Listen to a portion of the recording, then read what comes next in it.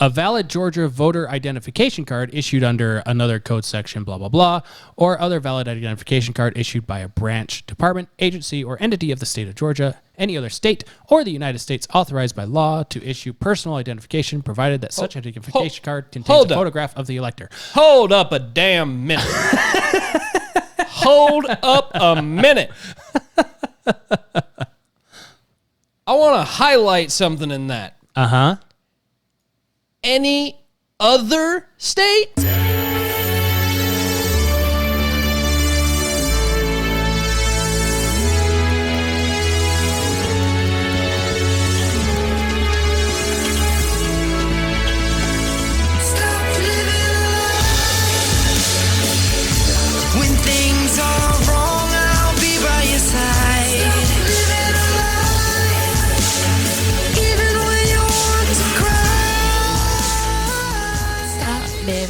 I didn't even ask if you were recording before I started. Oh, I happened to glance over in time to see that the button was red. Oh, good. And so I hit record before that. Good.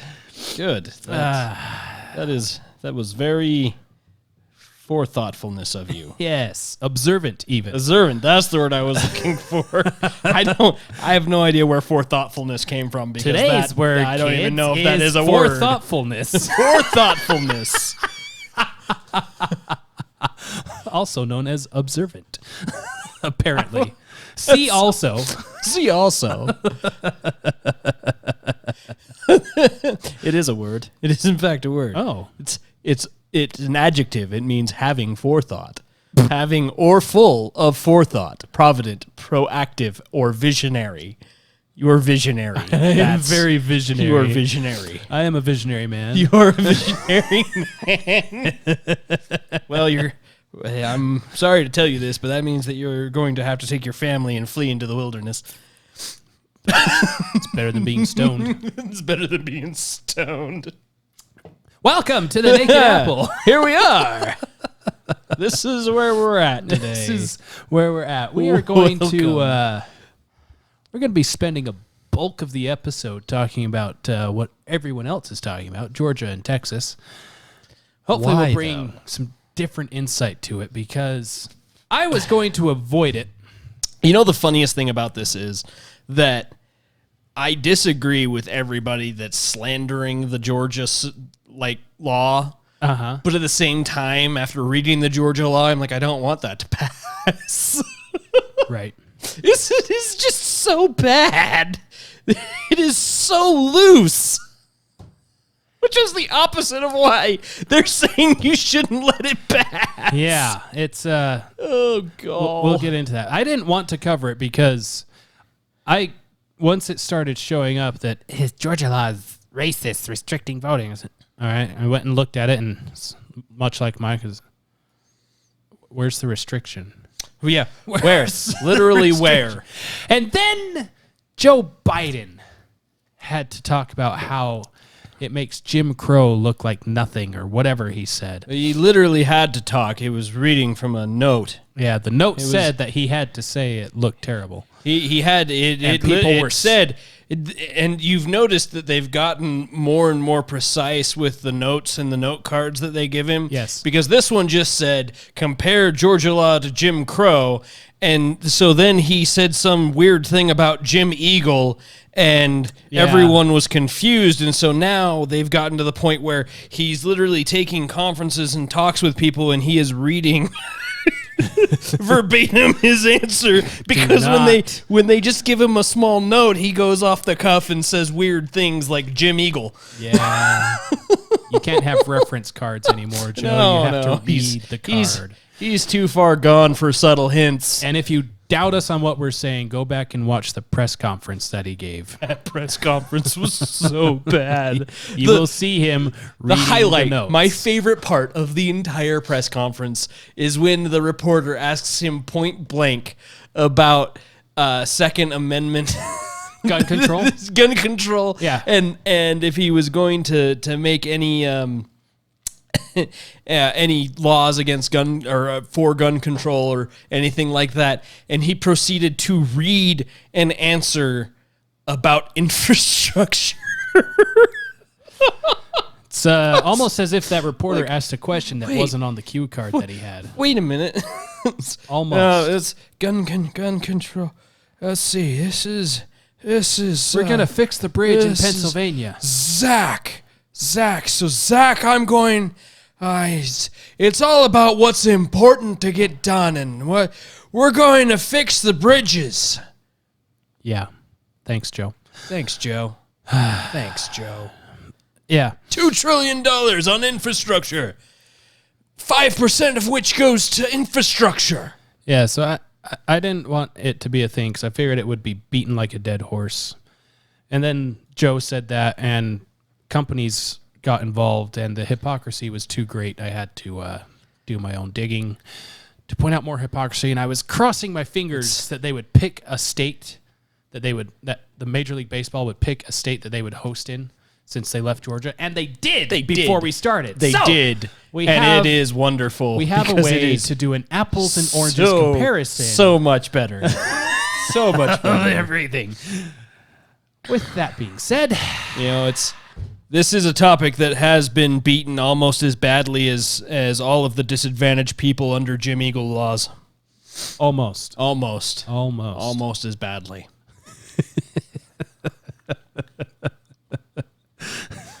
Caca. She's like little thunder. Little thunder. How about a little lightning? An eagle. Caca. So stupid. Oh my gosh. With that, let's get our vitamin B. This is going to be a super happy episode for us already. We are in the mood for vitamin B, as is evidenced by the jokes that have already come out of the woodwork. I have yet to hear what I have to think about all this. I listen to 3-4-ish podcasts, radios, things a day. And, of course, read a bunch of things. And I haven't really seen this perspective talked about, at least as in-depth. So we'll get into it. It'll be fun. Here we go.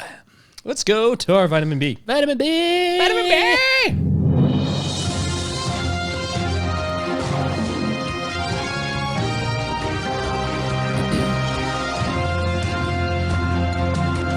I'm going to make a stinger for this. Yeah, we need one. We do. Welcome to your vitamin B. We have phenomenal news today. Starting out, Biden is going to tear down the border wall. Mr. Gorbachev, tear down that wall. And he's going to gosh, let me speak with words. He is going to be replacing it with a more compassionate, rigid vertical border monument. So much better. I am sure that all of the people crossing the border will be so thrilled to hear that news. Look at this monument. Should we walk around it? Yeah, let's walk around it. Let's walk around. Now, let's go over the top. It's only a 20-foot drop. No big deal. 20 feet. If we hang the kid down by his arms, he'll be fine. Yeah, he'll be at least 15 feet. He'll be at least 15 feet. That's not going to hurt him. Be safe. Won't reach terminal velocity by that point. Is it okay to joke about something that actually happened like that? Well, we're in the Babylon Bee. We're in the Babylon Bee, so here we go. Yeah. On your politics front, 60 Minutes releases exclusive secret photos of Ron DeSantis clubbing baby seals with Hitler. And it is damning evidence. Yeah, I mean, who in their right mind? Ron DeSantis does not look that old. Would hold a club. Are we sure that's a... Can we fact check that? It's a 60-minute thing. In your health news, Dr. Fauci predicts at least 3 more COVID variants may be required to completely break America's spirit. Only 3 more for us. That is a relief. I didn't think I could last for at least 4 more. We don't have to wait for the 4th? We don't have to wait for the 4th. Oh, good. Also in your political news, a wonderful little escapade from our beloved president. This is Jim Crow times a million, yells Biden after finding out the McDonald's ice cream machine is broken. The McDonald's ice cream machine is always broken, President Biden. I don't know which side of the tracks you grew up on. No wonder Trump called him Sleepy Joe. Jeez. And into more entertaining news. McDonald's should have a light on their buildings that lets you know when the ice cream machine is working. Like the Krispy Kreme hot donut sign. Yes. Our ice cream is working. Our ice cream is out. I like it. I was going to go there, but bro, we should pitch this to McDonald's. I was going to go there, but they don't have their ice cream, so It's the only thing worth going there it's for. the only thing. That processed ice cream just hits the spot. That and their Big Mac sauce. Anyway. In the ice cream? Gross. No, not in the ice. Oh, kind of sicko are you? I don't know. You don't mix ice cream and Big Mac sauce. I don't know. You're going to McDonald's, so. Yes, that is a problem. Nothing is off You the need the table. Big Mac sauce for your fast food lasagna, and if you don't know what that is, you should go YouTube it. Because it is glorious. Fantastic video. The sauce. Sauce. Anyway, on to more entertaining news. Charles Barkley to undergo racial sensitivity training to be less white after his comments the other day. Did you hear that interview? That was insane. How dare you think that there's good people So that are insensitive of him. On your business side of news, Spirit Airlines has decided to install ejection seats for toddlers who take off their masks. Good. It's about time. Finally, an airline I can need fly to with. get that under control. All of those little children, and especially the autistic ones. It's a great idea. I can't even say that with a straight face. That was so bad. Oh, Bad. And last but not least, the All-Star Game, as we mentioned earlier, has been moved from Atlanta, Georgia. They announced where they're moving it to today, and it is the Uyghur prison camp yard in China. So, look forward to that All-Star Game this year. There you go. This has been your Vitamin B.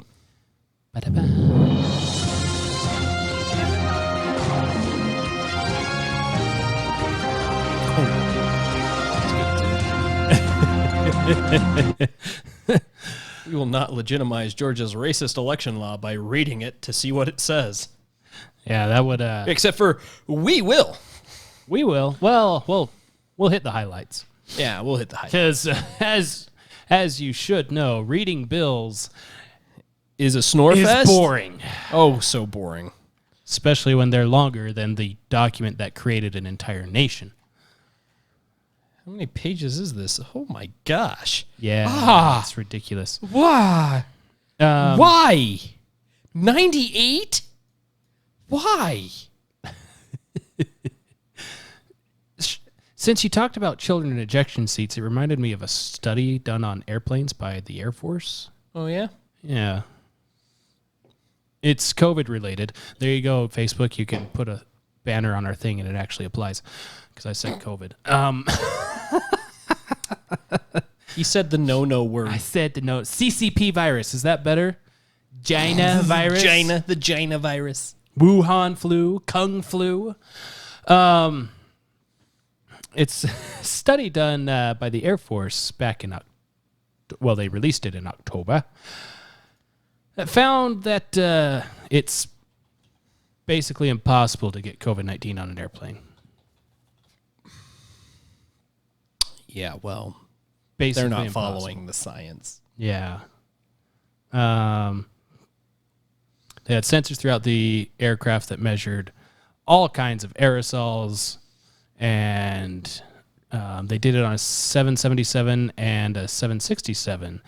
And the particles were quickly diluted and only remained detectable for fewer than 6 minutes on average. Because I only believe in science. A typical American home takes around 90 minutes to clear these types of particles from the air. Huh. Passengers traveling on board the 777 would need to spend at least 54 hours when sitting next to an index patient in the economy section and more than 100 hours in the other cabins of both the 777 and 767 to be exposed to an infectious dose, the study said. Who are you who are so wise in the ways of science? I'm Arthur. Yeah, so they do mention masks in here, but I don't know why, because I don't know, the air is filtering everything better than the mask will. So ballistic particles is what they mentioned. Yeah, I'll throw that. Ballistic particles. Yeah, ballistic particles. Yeah, so flying on an airplane is actually safer than sitting in your house with your loved ones. So you can fly on an airplane with complete strangers. Interesting. Or you can stay home and get sick. Interesting. Just Interesting. gonna add that to the things here so that I didn't know that people could bend like that. bends like that. then you factor into that study, according to the CDC's and who done it? Who? China. Oh, Wait, wait, sorry, China wires said no. crossed. Got some. If we die in unusual circumstances, blame Winnie the Ping. Winnie the Pig. Oh, wait. Xi Jinping. I sorry, pronounced it wrong. Sorry. I don't speak Chinese. Weird Chinese letters. It was spelled in English. Sorry, I don't speak communist. Apparently, he gets really mad when you compare him to Winnie the Pooh, too, so... Well, if you don't say how mad you get about it, people won't do it as much. Right? That's how that works. That's what I thought. If you don't let the bullies know that you're being bullied, they stop doing the thing that bullies you. That's how it works. Am I going to get arrested for bullying a world leader now? Okay. I don't care. Uh-huh. I will go to jail yelling Winnie the Ping. Echoing throughout all of China. Echoing throughout all of time. Now all of China knows you're here. That's it. It's the new name for this episode. Winnie the Ping.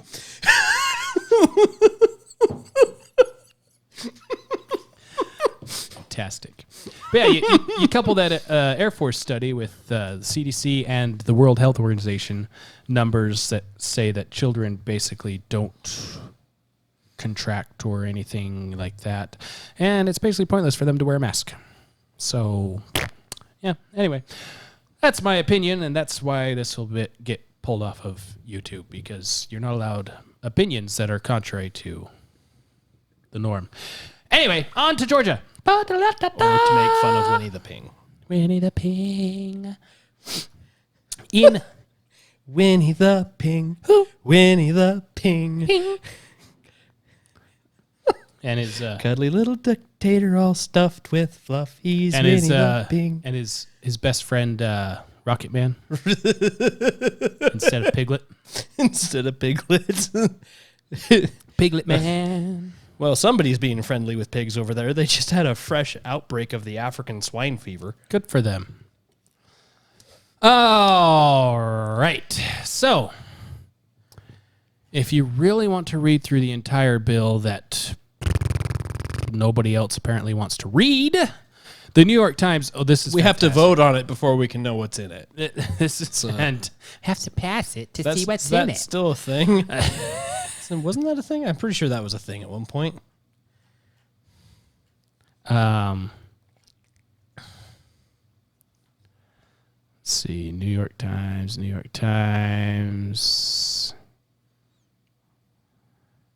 I can't find it. Dang it. New York Times has a thing where they have the entire election law there, and the little header for it talks about how it restricts voting. But let's see how restrictive it is. So Joe Biden's main point was water. people can't get water in the line, right?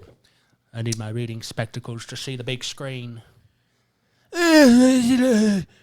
Just remember before you leave the house to grab your spectacles, your testicles, your tag, and your bag. Spectacles, testicles, wallet, watch. Yes, that one. So we're doing our favorite. You can get a shirt for it now. Control F this. Water. Yes. So here's Biden's water. This code section shall not. Let's see. Hold on. Section 33. So this is amending current code. And we'll get to that a little later, too. No person shall solicit votes in any manner or by means or method, nor shall any person distribute or display any campaign material. All right. I believe the underlying stuff is things that are added. Yes. The new. This is the new part. Nor shall any person give, offer to give, or participate in the giving of any money or gifts, including but not limited to food and drink to an elector. So what they're saying here is you can't be bribe people you with can't food. be going up to the voters wearing your Biden or Trump for president pins saying, "Hey, do you want a cheeseburger? Hey, do you want this candy bar? I will give you a bucket of chicken if you'll vote for this person." Yeah. That does not fly. That is anymore. what they are covering there. And I believe that specifically comes from one of the parties putting a barbecue truck right next to the polling station this last year, if I remember correctly. Yeah.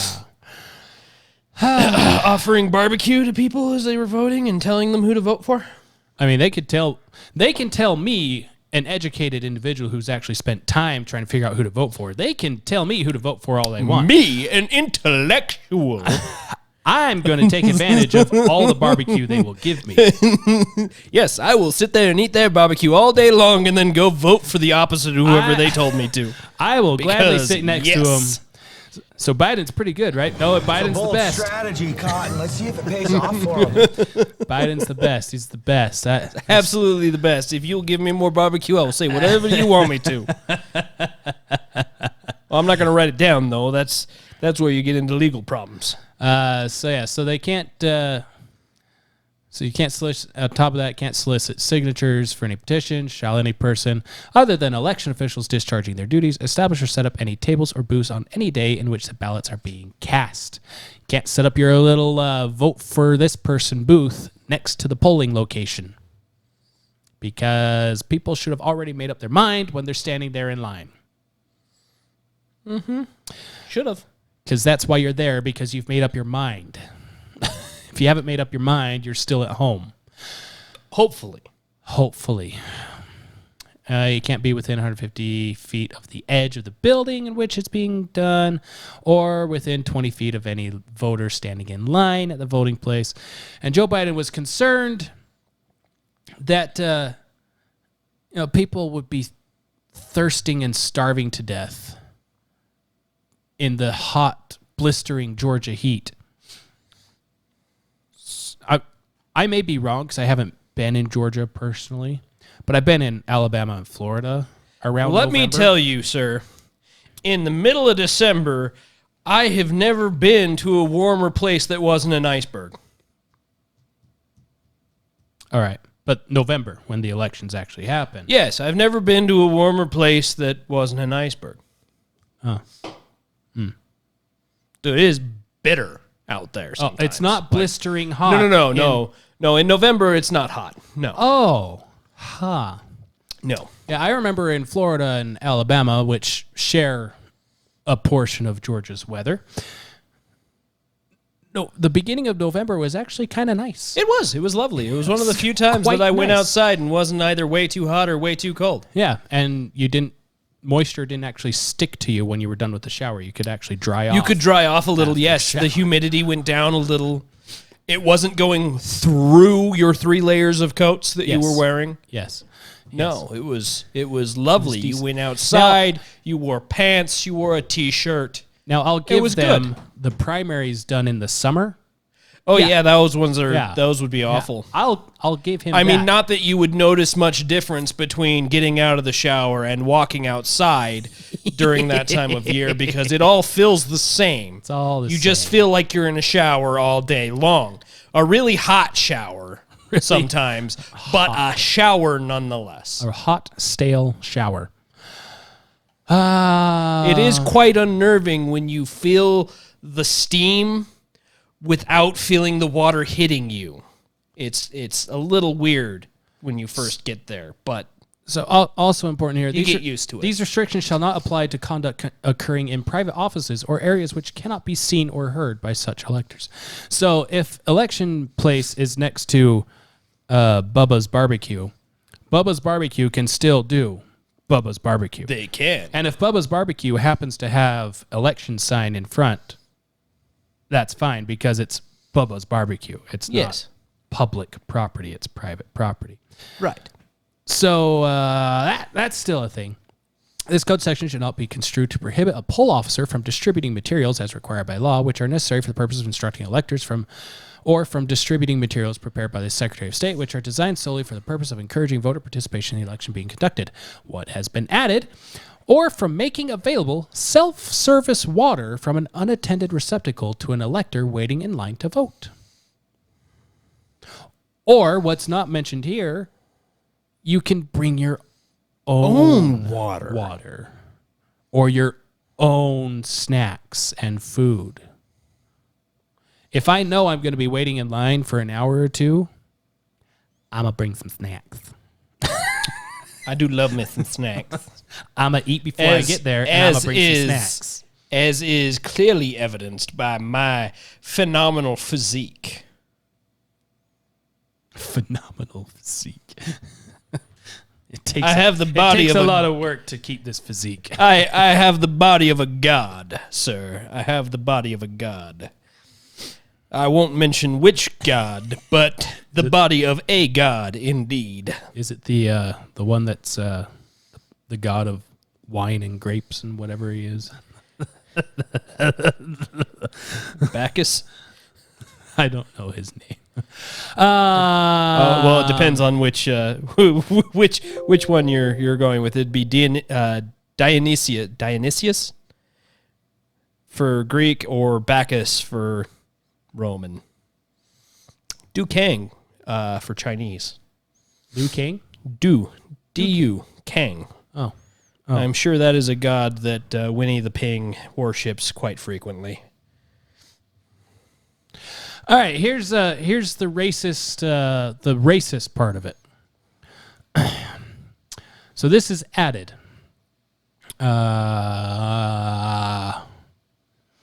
Any person applying for an absentee by mail ballot shall make application in writing on the form made available by the Secretary of State. So if you want a mail-in ballot, you have to request the ballot. That's restricting the vote. If you want Stating that you have to ask for it is restricting the vote? you have to actually put forth effort to vote. Oh no. Oh my God. In order to confirm the identity of the voter, such form shall require the elector to provide his or her name, date of birth, address as registered, address where the elector wishes the ballot to be mailed, and the number of his or her Georgia driver's license or identification card issued pursuant to Article 5 of Chapter 5 of Title 40. But it is so racist to require them to Because give minorities, you a driver's minorities license. don't have ID. You know what's really funny about this? The number of the number of black people that have purchased firearms in the last couple of months has skyrocketed. Which So they've been buying them illegally. BTW, for everybody that doesn't know, you have to provide a form of identification to purchase a firearm. And if you lie on that form about your identification or about drug usage, It's a felony. It's not a misdemeanor. felony. It is a And felony. you can no longer offense. legally And you purchase can no firearms. longer yes, you can no longer legally purchase firearms at that point. If such elector does not have a Georgia's driver's license or identification card issued. What? There's more? Oh, so if you happen to be one of the individuals that doesn't have a driver's license you have to pay for, or a free state identification card. Free. It's free. Free. The elector shall affirm this fact in the manner prescribed in the application, and the elector shall provide a copy of a form of identification listed in subsection C of Code Section 21-2-417. Form and I can't do all that. The form made available, and I've got this pulled up. We'll get back to that in just a second in that code section. The form made available by the Secretary of State shall include a space to affix a photocopy or electronic image of such identity. So you can do this electronically or by mail. Yes, you may include a copy of any of this identification. But apparently, or write the number on the envelope. But apparently, if you wanted to do it electronically, I'm sorry if you're a minority, because apparently, according to Joe Biden, you can't access the internet because you don't know how. They don't even understand how racist they sound when they say crap like this, do they? It's racist to say, hey, everyone's treated equally, but it's not racist to say because of your skin color, you don't have access to things.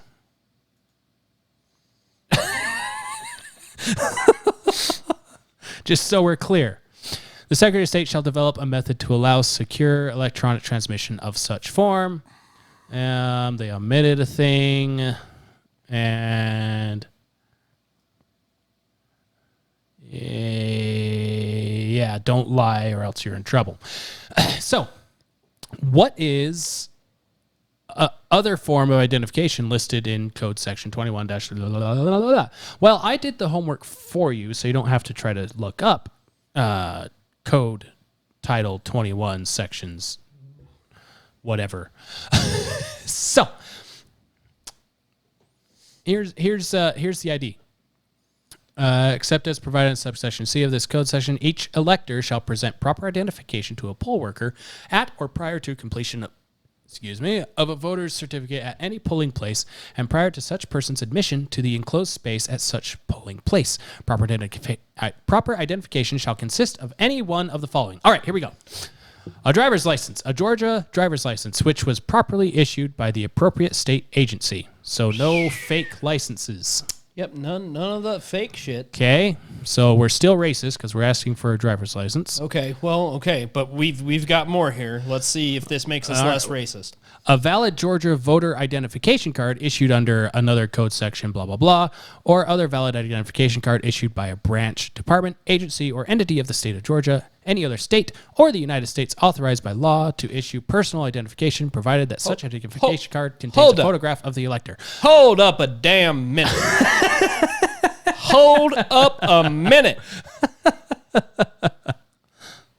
I want to highlight something in that. Uh-huh. Any other state? Any other state. Or the United States. What the damn hell? A branch, department, agency, or entity of the state of Georgia, any other state, or United States authorized by law to issue. If you work for the state of Georgia, if you work for another state, if you work for the United States, you are given a photo ID in whatever, from working in the school district to mowing lawns to working in office buildings. If I lived in Georgia, I would always use my concealed carry permit as my form of identification. That would count. It would count because it just has to have a picture. So if you don't have the first two, a driver's license or an ID from any state or the federal government stating that you work for said state or federal government with your picture on it, then you can do number 3, a valid United States passport. That is not the work one, by the way. That is just a voter identification card. Or so other valid identification card. Yeah, that's true. It is any valid identification card issued at all. So that would be like a Utah state citizens card, because Utah has those. A state ID. Yeah. A state ID from Utah would still count as a form of valid identification by that estimate right there. Real quick. That doesn't state anything about work at all. Real quick. Look up what that requires. Valid United States passport. What do you need? Real quick, because I have a suspicion, a hunch, if you will, that everything below number 1 leads to getting number 1. Or number 3, in this case, requires 1 or 2 in order to get number 3. If you have these things, you can get any of these things, is what I'm trying to say. Yeah, right. Wat is verkeerd?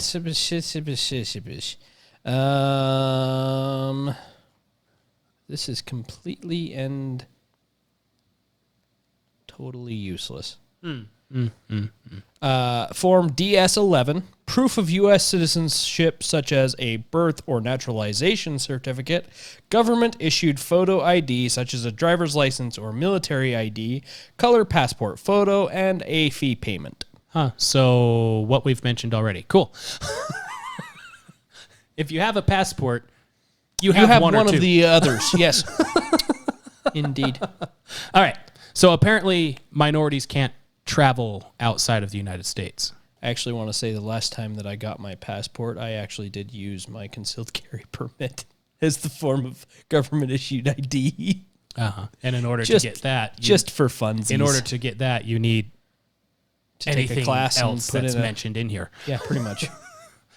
A valid employee... Oh, this is the one. A valid employee identification card containing a photograph of the elector and issued by any branch, department, agency, or entity of the United States government, this state, or any county, municipality, board, authority, or other entity of this state. So if you work at all for the state of Georgia or the United States government, you have an ID and you can use that. This one at least validly, says this specific state. Yes. It has to be this state. So there's that. Number 5. So apparently minorities don't work at all for the government ever. Federal government or... It's racist because it requires them to work government. for the federal government or have any other form of identification. And as we all know, not a single minority is part of the United States military. A valid United States military identification card provided that such identification card contains a photograph of the elector. Number 6, a valid tribal identification card containing a photograph of the elector. Now, wait a minute. Aren't the tribes their own sovereign entity? Huh. Are they? Technically, yes. Technically supposed to be their own separate thing? Technically, yes. Huh. Now, just in case you don't have any of that, for whatever reason, of those, except as provided in subsection C of this code section, if an elector is unable to produce any of the items identification listed in subsection A of this code section, he or she shall be allowed to vote a provisional ballot pursuant to code section blah, blah, blah, upon swearing or affirming that the elector is the person identified in the elector's voter certificate. Such provisional ballot shall only be counted if the registrars are able to verify current and valid identification of the elector as provided in subsection A of this code section within the time period for verifying provisional ballots pursuant to another code. Falsely swearing or affirming such statement under oath shall be punishable as a felony, and the penalty shall be distinctly set forth on the face of the statement. So, if you don't have any of these other things that you can get without really trying, you can still vote, so long as you swear that you are one of those things. That you are you. And if it turns out that you're not, then you will be charged with a felony. And then voting for the first time by mail, you have to show one of the forms of identification listed in subsection A. So the first time you vote by mail, you need to show one of these. After that, you don't need to show your ID to vote by mail. Oh. Or a copy of a current utility bill. Bank statement. Bank statement. So apparently minorities don't use utilities. They don't have bank They statements. don't have use banks. Well, of course they don't have banks because they don't They've work. never collected a government They check, don't hold a job. a paycheck, or any other government document. A government check, so minorities didn't receive stimulus checks. A paycheck or other government document that shows the name and address of such. So they've never been summoned for jury duty or gotten a speeding ticket. Well, of course they didn't get a speeding ticket because they don't have driver's licenses. And still, That's what that entire song "Riding Dirty" was about. And is still, because if you don't have- they don't have driver's licenses. and still, if you don't have any of those IDs we showed before, or any bill or bank or check or anything like that, you can still vote provisionally and have that be checked later. That's how racist and restrictive this voting law is. And that's not even all of it. That's just some, Okay, there is one more we got to cover though. which is Line 995. I think I know what you're talking about. It's line 999 actually. Yeah. Is where the addition is made. Yeah. So this is little note there, D. Except in the case of physically disabled electors residing in the county or municipality, or electors in custody in a jail or other detention facility in the county or municipality, no absentee ballot shall be mailed to an address other than the permanent mailing address of the elector as recorded on the elector's voter registration record, or a temporary out-of-county or out-of-municipality address. Upon request, electors held in jails or other detention facilities who are eligible to vote shall be granted access to the necessary personal effects for the purpose of applying for and voting an absentee ballot pursuant to this chapter. Yep. Because if you're in jail, you haven't committed a felony. If you're in prison, you have committed a felony. Other detention facilities. Also in this, so before, drop boxes weren't authorized legally, but they still use them because of emergency. And in this bill, it makes it legal to have drop boxes, but they're not just put anywhere and everywhere. They're put in locations where they can be monitored 24/7, which is racist. It also adds days. It adds early voting days, and it adds weekends to early voting. Yes, it does. Because up to this point, they only had one weekend day throughout the voting period Yeah, that they yeah. allowed voting on. It restricts it It's so. one Saturday. They had one Saturday. They tightened the knot on this restriction so much that the knot unraveled. Right. I mean, I understand this part because it's so the broad discretion allowed to local officials for advanced voting dates and hours led to significant variations across the state in total number of hours of advanced voting, depending on the county. More than 100 counties have never offered voting on Sunday, and many counties offered only a single day of weekend voting. Requiring 2 Saturday voting days and 2 optional Sunday voting days will dramatically increase the total voting hours for voters across the state of Georgia, and all electors in Georgia will have access to multiple opportunities to vote in person on the weekend for the first time.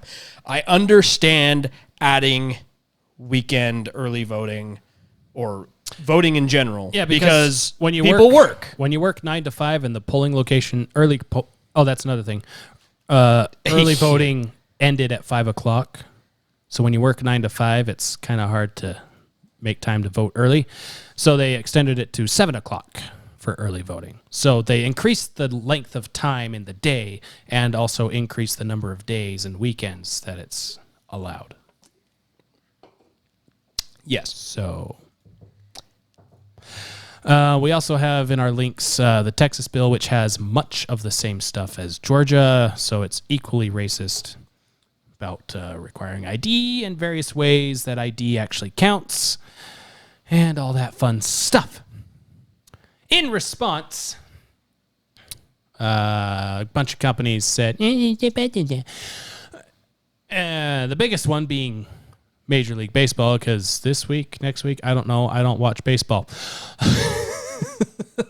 I can honestly say I have never watched a Major League Baseball game. I will say, baseball on TV is a snore fest. Minor league games in person are a snore fest. Major League Baseball in the stadium is actually kind of fun. You okay? Yeah, well, because along with that, major leagues, they actually care about the food that's served at the game instead of like minor leagues where it's just your standard hot dogs and maybe you have a unique thing here or there. Whereas Major League Baseball, the whole stadium is filled with unique things.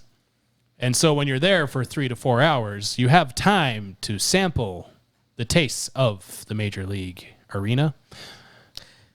I gotta say, coolest sports experience I've ever had was going to an NBA game in like the private box.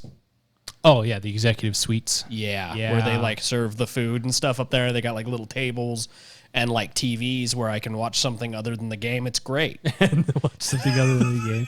Hey, they're winning. Yeah, cool. Yeah, that's awesome. It's awesome. It's great. And it's not loud and cheering. It doesn't smell like beer. Yeah, exactly. Yeah, there's no jackass next to me who gets overly excited and spills his beer on me. You drop your nachos. Yeah, I hear you. Exactly. And even if I did drop my nachos, there's a buffet bar behind me that I can go get more nachos. And I didn't pay for the suite. I didn't pay for the suite, so it's fine. You got me there. So, if you are listening, James, you're awesome. And if he is listening, he knows which one he is. You know which James you know who you are.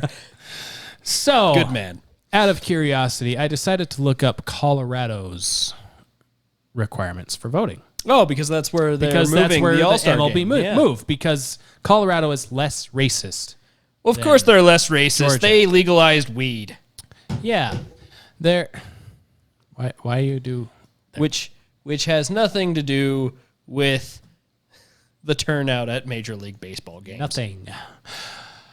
The following documents are acceptable forms of identification for voting in Colorado. A valid Colorado's driver's license. Well, we're already as racist as Georgia. A valid U.S. passport, a valid employee identification card with a photograph of the eligible elector issued by any branch, department, agency. This is sounding very familiar. They just had point 1 and point 2 in the same point 1 there. So it was like driver's license or identification card issued by Colorado. That's 1 and 2. This is 3. Oh, they're more restrictive because they don't allow identification from other states. However, they do... so that's the same. U.S. passport, valid employee identification. So these first 4 are the same. They do add a valid pilot's license issued by the Federal Aviation Administration or any other agency of the U.S. However, I'm sure if you showed a pilot's license from the Federal Aviation Administration... I want to get a pilot's license just so when the cop pulls me over and asks for my pilot's license, I can actually give him one. Because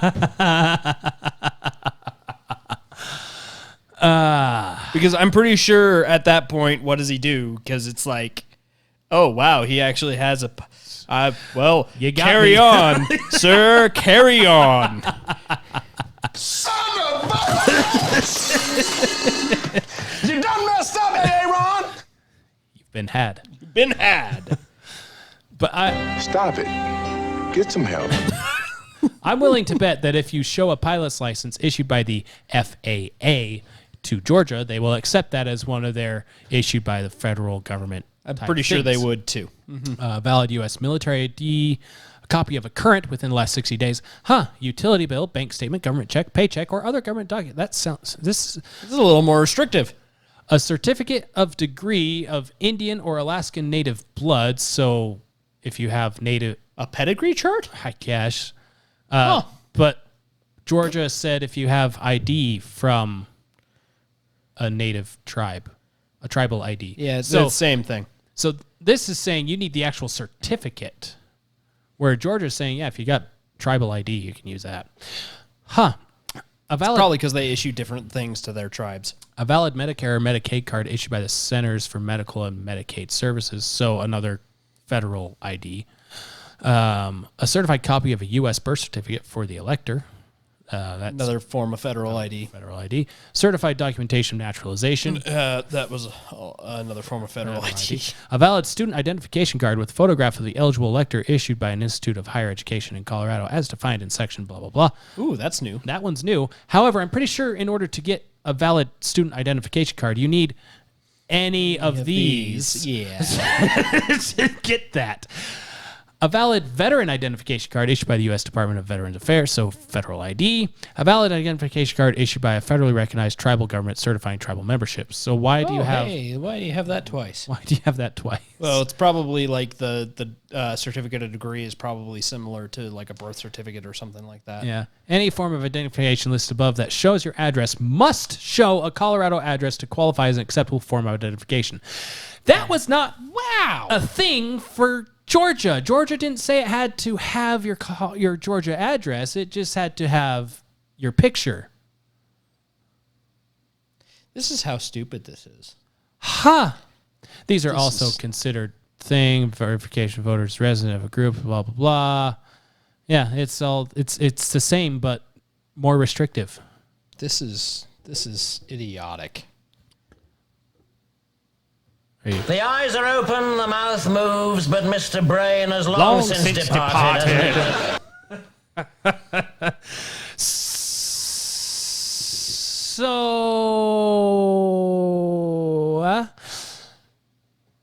what are the companies that are saying, nah, this is bad. This is bad. You have 4 free articles remaining for this month. Thank you, Newsweek. Guess I'll have to use incognito after this. In fact, I'll just do it right now. Do-do-do.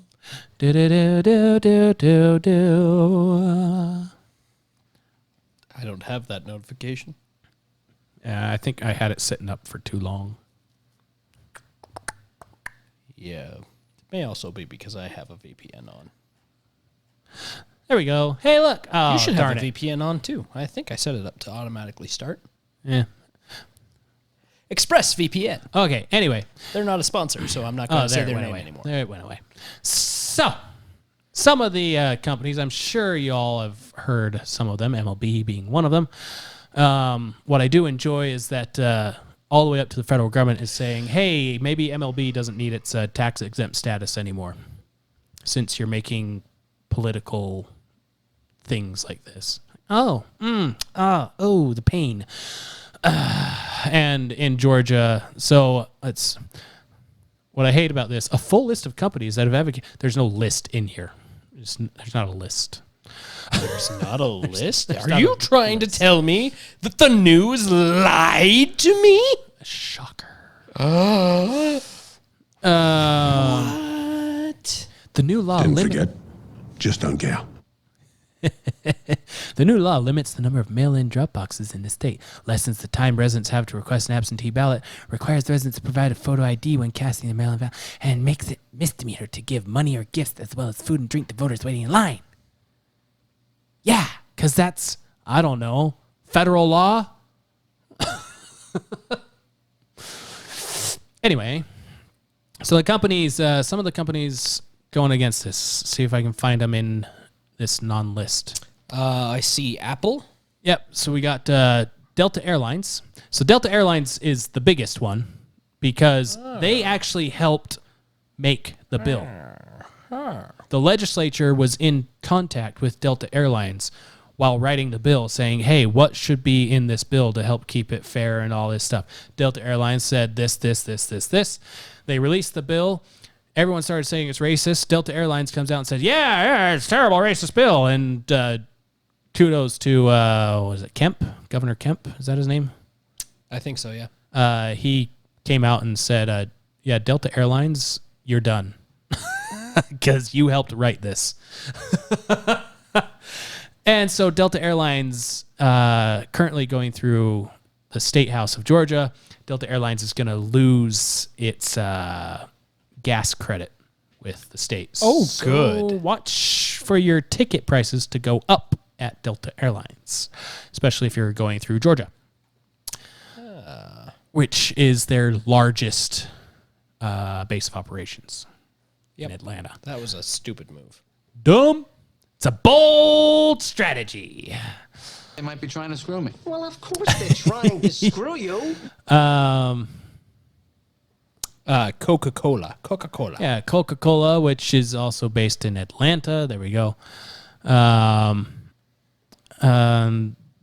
Coca-Cola is already dead to me. And yeah. Kenneth Frazier, CEO of New Jersey-based pharmaceutical company Merck. Never heard of them before. I was sure I've used some of their products before. Apple. Facebook. Home Depot. So Home Depot is an interesting one for me because I would go out of my way to go to a Home Depot. I would pass 2 or 3 Lowe's to go to a Home Depot. Same. Until last year. Because last year I needed to get some home improvement stuff. And I go to Home Depot and there's a massive line out front and a guy out front making sure everyone's wearing their masks and only allowing a certain number of people to go in. I'm like, oh, see, I didn't have that problem. I walked in without my mask all the time. And then so I decided to go see what Lowe's was up to. There was no line, there was no one at the door, and nobody was wearing masks. So, Lowe's, you now have a new customer. Yeah, I think I'm going to have to make that switch too. We believe that all elections should be... I found the list. Oh, hold on. This is from a spokesman from Home Depot. We believe that all elections should be accessible, fair, and secure, and support broad voter participation. We'll continue to work to ensure our associates, both in Georgia and across the country, have the information and resources to vote. So why don't you go ahead and post the entire bill in your Twitter, Home Depot?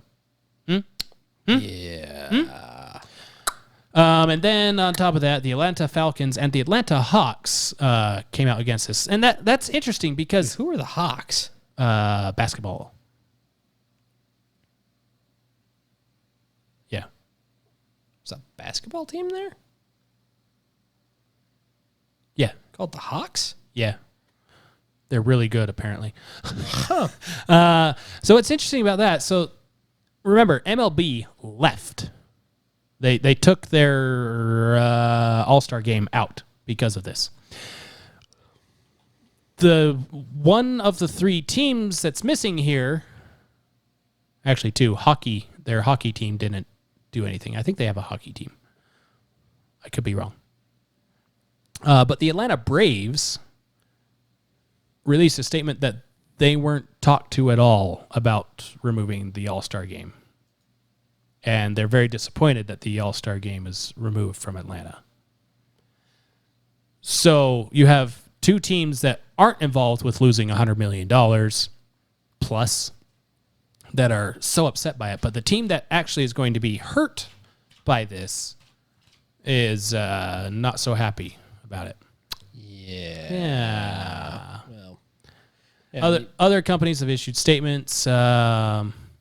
BlackRock, JP Morgan Chase. That's a dangerous one. Oh, American Express, Citigroup, Google. These are so shocking. Porsche, UPS, Microsoft, Aflac, Bank of America, Cisco, and Viacom. CBS. Yeah. I rarely watch CBS crap anyway. I'm on the verge of not watching new Disney stuff anymore. Keep pushing that button, Disney. See what happens. Microsoft, I use their garbage. Everyone uses their garbage because there's not really a better choice. But Apple... Yeah, Apple sucks, and they're in this group already, and they openly you could just China switch to stuff. Linux. Yeah. well, Linux is real great because you just write your own. I don't want to write my own code. I don't have time. Well, you could use one of the pre-built ones like Ubuntu. And then Delta Airlines, we talked about that, right? Yeah, Delta Yes, Airlines. we've talked about Delta. Yeah. That's a chunk. Do you have the list? Or That was the list. That was the list. That little list right there. I that read was the it. list. You read the list. Okay. And there's That was what allowed them to actually say list because in there. they had some commas they had between a companies. list of like 5 or 6. Right. So the same thing's happening to Texas now because of their thing. Let's see. We have Amazon, Southwest Airlines, AT&T, American Airlines. American Airlines. I believe they're based in Texas, so Yeah. expect to see those ticket prices go up as Texas legislature most likely removes their gas thing. Would not be surprised because that's what Texas does. We must stand for the rights of our team members and customers who call Texas home and honor the sacrifices made by generations of Americans to protect and expand the right to vote. See, if you go back to what it originally was, you had to actually care in order to vote. And what I mean by that is, we've mentioned this before, you had to own property, which meant you were paying property tax. Yes. So if you you had are- skin in the game. If you are paying tax to the government, you have a say in what that tax money does for you. If you are not paying taxes to the government, you don't get a say in what the government does. That's the gist of what it was. Yeah. I mean, there's several businesses that follow that same model. The most prominent one I can think of is probably Bear River Mutual Insurance. If you are paying for insurance there, you are technically on their board. Yep, and they And send you you have a letters of say their in- board meetings and Yes. when they happen. And All that stuff. Yeah.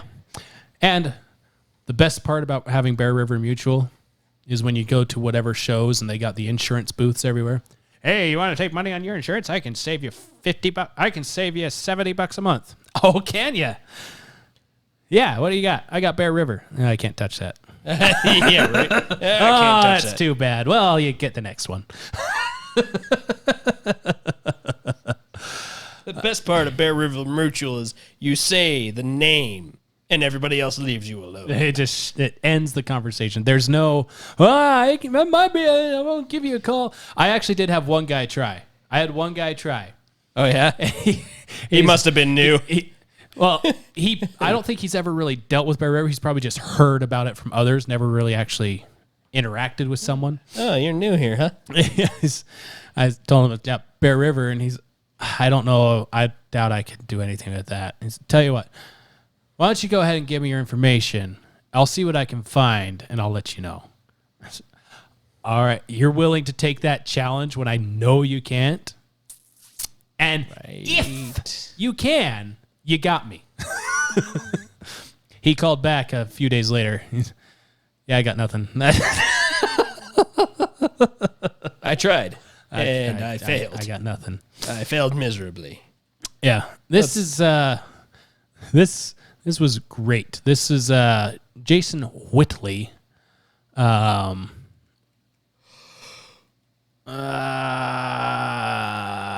From the lieutenant. So Jason Whitley tweeted out the lieutenant governor of Texas response to American Airlines. And this gem of a response says, as lieutenant governor of Texas, I am stunned that American Airlines would put out a statement saying we are strongly opposed to this bill just minutes after their government relations representative called my office and admitted that neither he nor the American Airlines CEO had actually read the legislation. We heard these same outcries claiming voter suppression in 2011 when Texas passed the photo voter ID bill. In fact, just the opposite occurred. Voter turnout in Texas soared from just shy of 8 million in 2012 to over 11 million in 2020, a 39% increase. Gubernatorial election voter turnout has increased by 76% since voter ID law was passed. Texans are fed up with the corporations that don't share our values, trying to dictate public policy. The majority of Texans support maintaining the integrity of our elections, which is why I made it a priority this legislative session. Senate Bill 7 includes comprehensive reforms that will ensure voting in Texas is consistent statewide and secure. By the way, this is the same American Airlines that in 2017 led the fight to try to force us to allow boys to play girls sports in Texas and take away their scholarships. They are probably still fighting for that today, and it is likely they have not read Senate Bill 29 either. Called out. Yeah, just a little bit. Thou doth protest too much. And Beto O'Rourke had to put his 2 cents in, but nobody cares about him. So, now, why? Why are they outcrying about this? Why do they do this? My theory. So we talked about Time Magazine and their election thing. And I figure putting this in our notes will keep us safe again because YouTube still hasn't pulled the one where we corrected them with their own fact checkers. Yeah. So in this the secret history of the shadow campaign that saved the 2020 election, here's my theory. Control F. Money. Money, money, money. What? Money? Money is the reason why. Securing the vote. The first take was overhauling Americans' bulky election infrastructure in the middle of a pandemic. For the thousands of local, mostly nonpartisan officials who administer elections, the most urgent need was Money. money. Money, money, money, money, money. What do I mean by that? I mean they wanted to get their money back from Georgia. They're making a statement to Georgia and anyone else who thinks anything about Donald Trump being a decently good president. Anyone with that kind of mindset. What kind of money are they trying to get back? I don't know. The Georgia Senate races cost a lot of money, and the Democrats weren't happy that they had to spend that much money. Let's see.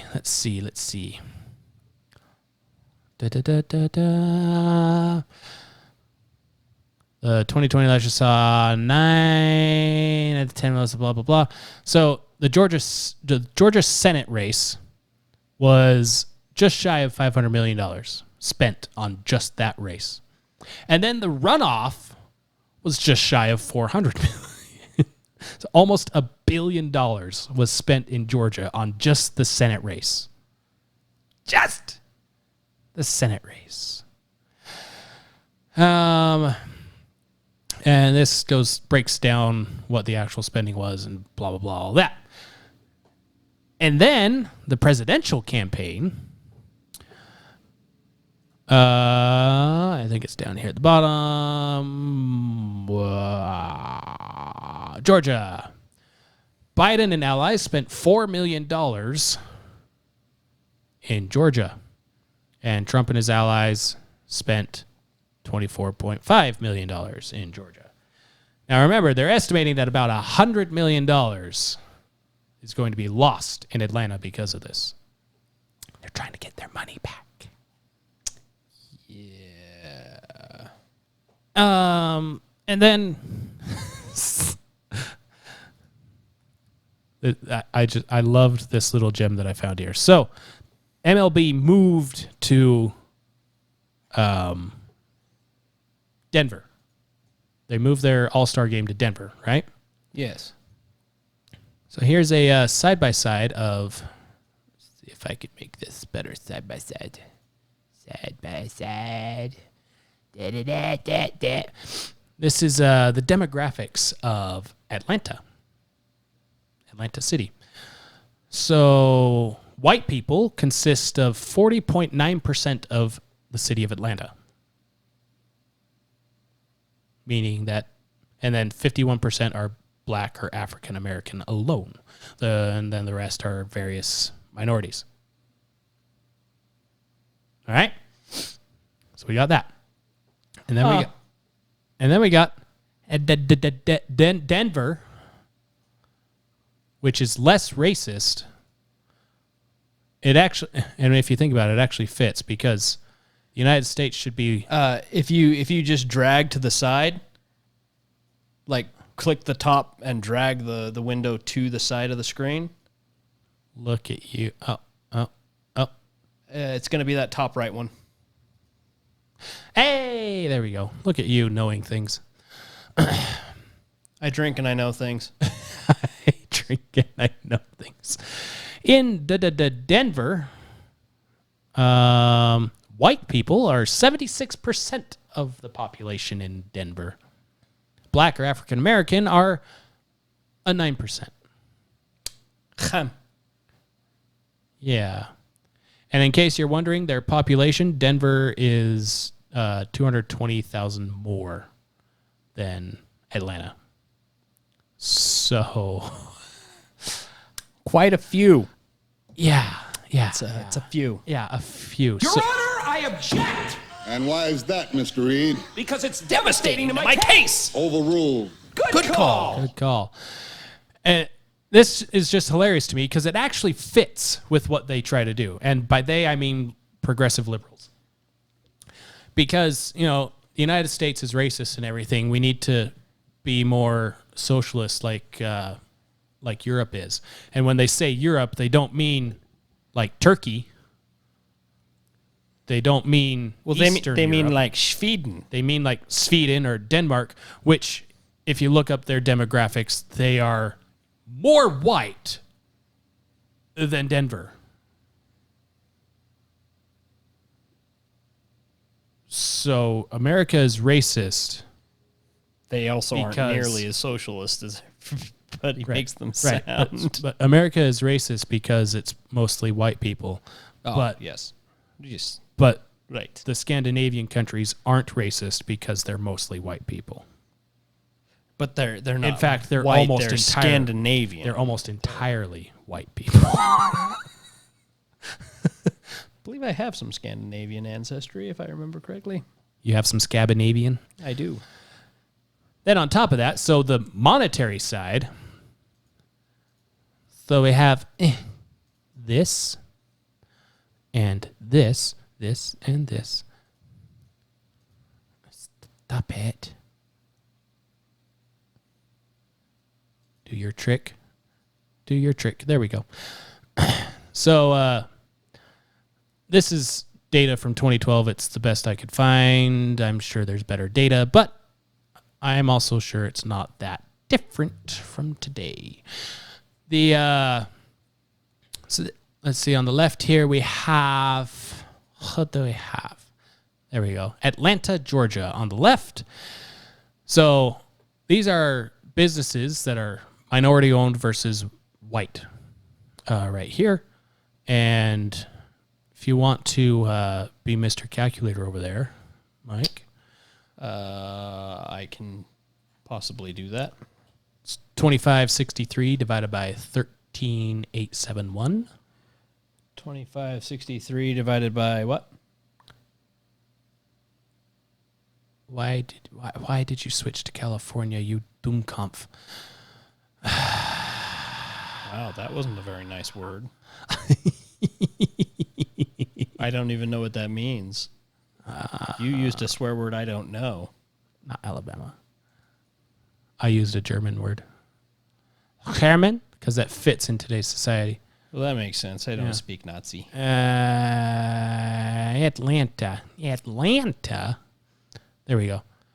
13,871.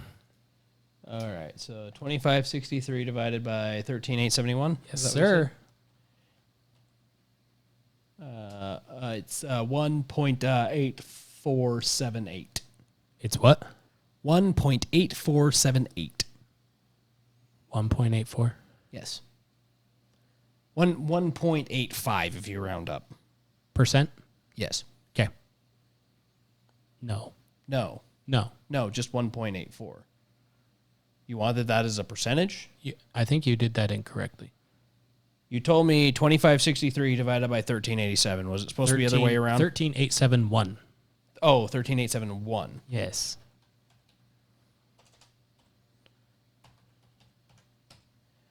That would be 0.1847. There we go. So that would be 18.5%. 18.5%. Okay, 18.5% of businesses in Atlanta are owned by minorities. All right. Now in Colorado, 2245 divided by 18,164. That would be 12.4%. Less businesses owned by minorities in Denver. Congratulations, MLB. You are a racist. Because what everybody else is going after, you need to show ID to get your will call tickets, and you need to show ID to get alcohol at an MLB sporting event, and you need to show some sort of identification to even get a ticket. Well, you don't need to show ID to get your ticket. Did you pay with a credit card? Yeah. You need ID. Show ID, yeah. Technically, you're supposed to show ID every time you use your card, but nobody does that. Well, technically, you have to show ID every time you fly, too. Every time you fly, you have to show ID. So obviously, Everywhere. minorities never fly. They never fly. They never go to the library. They never hunt. They never fish. They never leave their house. They never buy a house. They never get a loan. They never get a car. They never do anything but sit there. Well, yeah, but that's because they're disadvantaged because of white privilege. Right. And they can take from the inspiring words of Joe Biden that poor people can be just as bright and just as talented as white people. This is what the progressive campaign. left thinks about this. Like, yeah. Yeah. Okay. All right. So there's a quick There's a quick hour-long thing on a different take on what's going on there. They want their money back. They want their money back, and they're racist. I want my money back. I want my money back. Our other noteworthy thing is, so the DC police were attacked over the weekend. Ah, yes. Or that fun. Last week. And I thought it was interesting because I saw my news feed. They were attacked by an assault vehicle. An assault vehicle. A high capacity. A high capacity assault vehicle. Assault vehicle. It's probably even modified. It probably was. They changed out the oil filters. It had a couple of tires. Yeah, we learned that firearms have filters on them. Last week. An ATF agent said so. Yeah.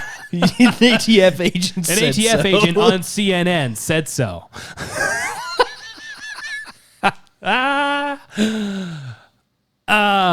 Anyways, I saw this come across my headlines that somebody crashed their car into some Capitol Police barricade. lunatic Trump supporter.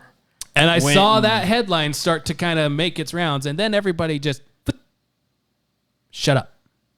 Oh, that's interesting. Why'd y'all just stop talking about it? Because I thought you guys were Capitol Police are the bravest of the police, even though you spent the last year before that degrading them. Oh, this is what happened. The suspect was identified as a Noah Green. That is obviously a white Christian man. Look how white and Christian he... Well, he's probably... I mean, with a name like Noah, he's got to be a Christian. That's Christian. That's the biblical name of... And at least a Trump supporter, except for they found out that he's a follower of the Nation of Islam. And the leader of which is Louis Farrakhan. Oh, wait. No. But you ready for this? Snopes, DC car. Let's see if this pulls it up. Yes. Rumor alert. Suspect in U.S. Capitol car attack was follower of Nation of Islam. This is Snopes. And they're one of the fact-check people. They are one of the They are fact the check authority of fact-checking. Remember this. So the claim is right here. Noah Green, the man suspected of ramming his car into 2 Capitol Police officers, was a follower of Nation of Islam on April 2nd. Why no rating on this article? This is a trending topic, but has not yet been rated for Snopes for reasons we'll outline below. What? Hold on. But he is right here. It's all here. They even look. They have a certificate from the Nation of Islam written out to him. And his donation to the Nation of Islam. They have his final words or whatever, praising Allah and talking about Muhammad and Islam. Oh, not only that, they have a link to an NBC News article talking about Green, and this is what they say From Snopes? No, from NBC. This is NBC. The link, where'd you find the No, link? the link was in New York Post's article. Okay. New York. So if you scroll down a little bit, there's a where'd it go? No, was it toward? Yeah, right there. Reported by MSNBC. His Facebook posts were first reported by MSNBC, which read them on air. And this is what they had. Let's see. Law enforcement sources said Green recently lived in Virginia. In postings on social media, he let his friends and family know that the past few years have been tough, and the past few months, tougher. I am currently now unemployed after I left my job, partly due to afflictions, but ultimately in search of a spiritual journey. He wrote on his now deleted Facebook page. Why is it deleted? Oh, wait. What? This is where it gets fun. Green's page featured several recent postings that reference the teachings of the Nation of Islam, a black separatist movement that does not follow the traditional teachings of Islam. Are you sure? Are you sure it doesn't? Are you 'Cause I'm pretty sure it does. And its leader, Louis Farrakhan. Nation of Islam has been classified as a designated hate group, a terrorist group, by the Southern Poverty Law Center because of what the SPLC calls deeply racist, anti-Semitic, and anti-LGBT rhetoric of its leader. Now, that being said, the Southern Poverty Law Center is a joke. It is a joke of an organization. Now, if they are designating the Nation of Islam as a hate group, you know they've crossed some lines they shouldn't be crossing. The postings do not indicate why Green, who is black, would target the Capitol. He posted that the end times in one post, and in another, or he posted about the end times in one post, and in another on March 17th, warned about the last days of our world as we know it. Green's final post on Facebook from March 21st was a YouTube video called The Crucifixion of Michael Jackson, a 150-minute sermon in which Farrakhan defends Michael Jackson. He.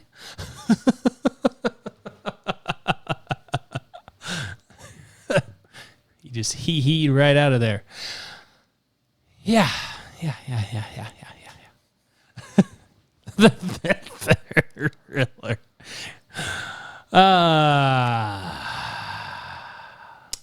Yeah. So, there's that.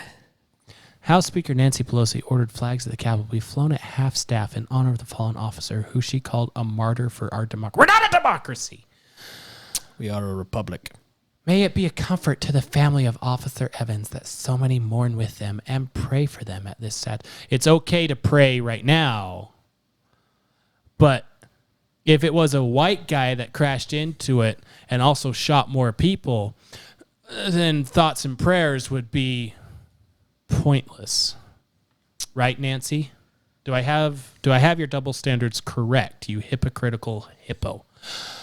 I love how they have a copy of his Nation of Islam certificate of completion. I know. It's and Snopes over here. I can't confirm or deny that he most likely is a member of the Nation of Islam. It's not something that I can tell you is actually fact because it is, but it isn't. Keep Snopes debunking.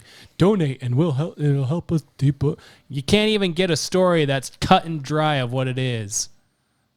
Stupid. I saw one thing. It's a terrible story of a couple of kids that committed suicide and killed their family in the process.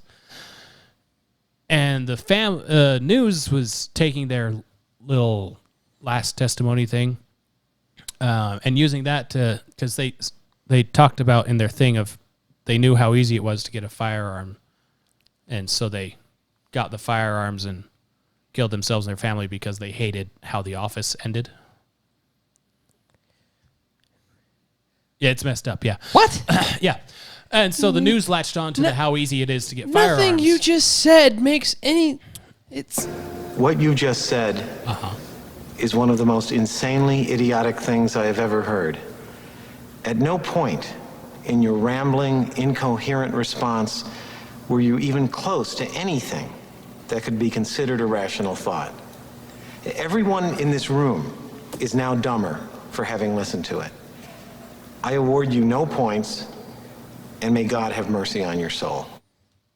Yeah. Yeah. Yeah. Yeah, it's a dumb, stupid... They did it out of love, though, because they thought that their family wouldn't be able to bear living without them, and so, yeah.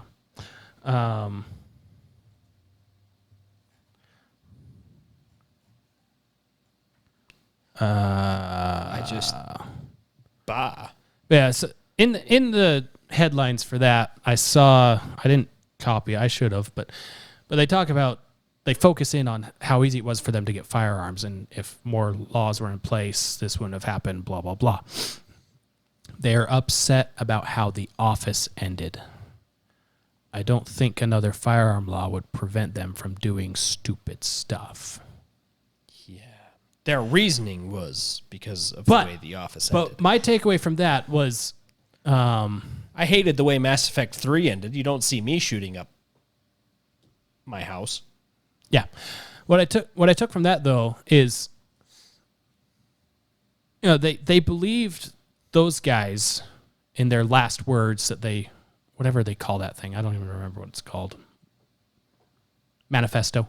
Oh, yes. There you go. In their manifesto, they take those as they took that as gospel. This is because it was so easy for them to get firearms. This happened, but the guy in Georgia that said he had a sex addiction, which is why he shot up the parlors. You can't take that. You can't take that testimony. You can't believe that testimony. It's because he had a bad day. So there's another double standard for you there. But here's why they shut up about this DC thing. Because a lot of high-ranking... It didn't fit their narrative, so it doesn't fit their narrative. And then on top of that, there's a lot of prominent Democrats that are pretty closely tied with him. Next person that says shenanigans. Let's see. So just some context here. Farrakhan has previously described Adolf Hitler as a very great man and described Jewish people as termites. Several Democratic members of Congress have known ties to Farrakhan and the Nation of Islam, such as House Majority Whip James Clyburn. Shared a stage with Farrakhan in 2011. After the event, Clyburn told the Final Call, the Nation of Islam's media arm, that he was not bothered in the least bit by people criticizing his appearance with Farrakhan. Clyburn's office didn't immediately return Fox News' request for comment. Cory Booker has said he's willing to meet with Farrakhan. Representative Danny Davis praised Farrakhan in 2018 as an outstanding human being who does outstanding things. He wasn't bothered by Farrakhan's position on the Jewish question before later mildly distancing himself from the Nation of Islam leader. He also didn't return comment. Georgia Democrat Senator Raphael Warnock has also spoken positively about Farrakhan's group. Warnock in 2013 said the Nation of Islam's voice has been important for the development of a black theology. Just a reminder for you, Mr. Warnock, people who believe the way Islam is for Nation of Islam, they believe that back in the 1700s and the 1600s. And those that didn't believe as extreme as the Nation of Islam is, enslaved people and sent them to the United States and other countries. Mr. Warnock. Still doing that. Yeah, still doing that. In fact, I believe that the Arab nation is still taking slaves out of southern Africa. Yeah. If I remember correctly. Representative Maxine Waters has long-standing ties to Farrakhan and was seen on video hugging the Nation of Islam leader. Waters received a shout-out from Farrakhan at his 2002 Savior's Day speech, an annual convention held by the Nation of Islam. We have Maxine Waters here, our great congresswoman from this area, Farrakhan told the crowd, which responded with applause. Later in that speech, he defended Palestine's suicide bombers, saying the Palestinians have nothing to defend themselves with, so they're exhausted and exasperated. Think about that, strapping bombs to themselves, making themselves a weapon. And then for the world to get upset because Iran But gun laws work. Yeah, or somebody is trying to send them some weapons. Wait a minute, if you were Jewish and you saw unarmed Jews being persecuted, wouldn't you come to your brother's aid? Do you expect Muslims to see their brothers suffering like that and not come to their aid? Farrakhan, yeah, they were given an opportunity to have their own nation, and they said, so long as Jews have their own, no. And so they got nothing. Not mentioned in here is Barack Obama. And the Jews didn't just send their fellows weapons when they were in need. They actually went and fought in a war. I believe there was a world war of some variety that was fought. Over that very thing. Yeah, that happened to Jews. One thing that Fox News doesn't, because this is just current Democrats and all that stuff. But Barack Obama has ties to Louis Farrakhan as well. Yeah, that might be why it was just kind of brushed under the rug, because it doesn't fit a narrative and it's kind of damning to people that we like. So, yeah. Yeah, and for those that don't know, the Jewish question refers to the debate that unfolded in Europe in the 19th and 20th centuries regarding the status of Jewish people as a minority. The phrase is also commonly associated with the extermination policies of Nazi Germany and Adolf Hitler, who believed the extermination of the Jewish people as the final solution to the Jewish question. Oh, it was for their health. Yeah. So when they're talking about Farrakhan's stance on the Jewish question, he's for the final solution. He thinks Adolf Hitler had a good idea. So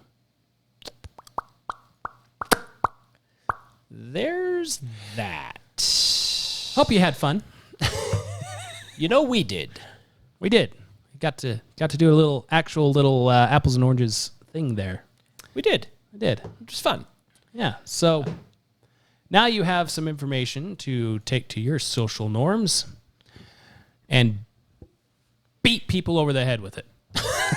Because it's stupid. Yeah. And if officially handicapped. If you're the protesting, boycotting type, you now know some companies to avoid. Yep. Yeah. So I'm generally not that type of person, but it's getting so asinine. It's hard not to. Well, the really hard thing about it is it's like, I mean, I'm one person, You're right. Me not buying something from Amazon isn't going to change Amazon. I'm one person, and I see all the idiots I'm surrounded by. So, right? I mean, seriously though, in the long term, me and you not shopping at Home Depot isn't going to make any difference to Home Depot. The thing that matters is not what we can do individually. It's what we could do collectively. And until a collective awakens that wants to go and start a new airline, start a new Coca-Cola company, start a new, all of these things, and take the risk and do these things, these companies are never going to be threatened. They're at the point now where they're so sustained by government and by these groups that they support in these different things that it's, I mean, unless we find a way to come together as a people, we're never going to uproot this. Yeah. We'll go to this. This is so in Disney's Robin Hood with the animals, the animated one. Yes, I love that show. So Robin Hood is Robin Hood. The tale of Robin Hood is not stealing from the rich and giving to the poor. It's taking robbing back from a corrupt government and giving back to the taxpayer. Taking taxes back from a government that it's oppressing the taxpayer. Yes, and you can also Oodle-lolly, golly, what a day. Robin Hood, Little John, running through the forest. So in that movie, it gets to the point where back when Disney had morals, gets to the point where the sheriff goes walking into the church and steals the last coin put into the tithing box or whatever, the donation box, and then the what is he? He's not a monk. The friar. The friar starts kicking the sheriff out, literally, just pushing him out of the thing. So along what Mike was saying, you need and what we've been saying before, you need sheepdogs to keep the wolves at bay. So this is from Canada, and a bunch of police officers showed up with a health inspector to make sure that people were wearing their masks at church on on Good Friday. Sorry. Good Friday, yeah. Because you can all stuff yourselves into an airplane, but you can't sit in an open building church and things like that. You can go walking around Walmart rubbing shoulders with people and touching things that everybody else has touched, but you can't worship at church. But your liberties aren't being taken away. Not at all. None. Little backstory. This pastor, I believe, is from Poland. And he says some words in here that I believe he can be an authority on because he's from Poland. Well, I mean... And most likely knows history surrounding that area better than most Americans do. You know what? Roll that beautiful bean footage. All right. Please get out. Get out of this property. Immediately get out. Get out of this They're trying to ignore him. Immediately. Out. I don't want to hear anything. Out of this property immediately. Health inspectors trying to explain things. Out. Out. Out of this property. Exercise her. I cussed you out. Ouch! Ouch! Ouch! Out of this property. The other cops are looking at each other like, Go out and don't come back. I don't want to talk to you. Not a word. Out of this property. Immediately out. I don't care what you have to say. Out! Out! Out of this property, you Nazis! Gestapo is not allowed here. Gestapo. Immediately, Gestapo is not allowed. Out! Do you understand English? Get out of this property. Do you understand English? Get out! Don't come back without a warrant. Mm-hmm. You understand? Nazis are not welcome here. And don't come back without a warrant. Is that a Chinese symbol on that cop's arm? I don't know. Oh, no. It's You're not welcome I here. don't know what Nazis that is. are not welcome here. Gestapo is not welcome here. Do not come back, you Nazi Look at him psychopath. walking away with the tails between their legs. Nazi psychopaths. Evil people. Intimidating people in a church during the Passover. You Gestapo, Nazi, communist, fascist. Don't you dare coming back here. Can you imagine those psychopaths? I want to go to this church. He's The angry. holiest Christian festival in a year. Where was this? To intimidate In Christians Calgary, during the Canada. holiest festival? Unbelievable. What is wrong with those sick psychopaths? It's beyond me. I want to go to his church. Yeah, right. Let's make a I trip to will Calgary. drive to Canada, not fly, because the airlines are a-holes. Yeah. But Right. We can drive to Calgary for a week and go enjoy that, man. Sir, can I shake your hand? I would love to. Freak. And there's another video somewhere of, again, in Canada. Why not here? Of a bunch of people in a restaurant. Health inspector comes by. Hey, you're not social distancing, wearing masks. The whole place yells at them to leave. Tells them to stop bothering people and let them work and live their lives. Hallelujah! Get out! Praise the Lord! You Nazi scum! Communist fascists out! This guy is from Poland, and like I said, I believe he has authority historically to know when to call someone Gestapo, fascists, communists. I mean, he didn't look old enough to have been there during that time. Right, But I'm sure he knows the history. I'm sure Grandpa told him a good deal. Because otherwise, he probably wouldn't be here. Or Canada, I guess. But still. Yeah. I'd rather be in Canada than Poland. That, ladies and gentlemen, is what needs to be done. He wasn't touching anyone. He wasn't pushing them. That's where it's different from the scene in that I described from Robin Hood. As Friar Tuck was actually bouncing the sheriff out with his belly and then beating him with his stick. Don't do that. Don't do that. No. You don't let them talk. This guy knew that they had to have a warrant to be in his building. I don't know Canadian laws, but apparently they at least have that.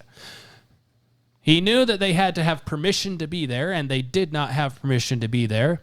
He knew that he knows that they are enforcing ridiculous Gestapo, Nazi, communist-style things that are not part of what I'm sure is Canadian fundamental values.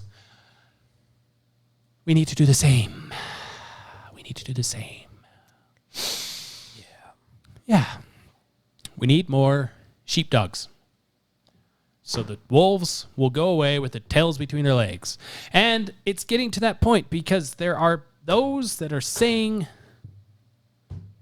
oh, I hope. Last one, and then I'm done. I swear. Uh-huh. Sure. The lie detector test determined that was a lie. Hey, no.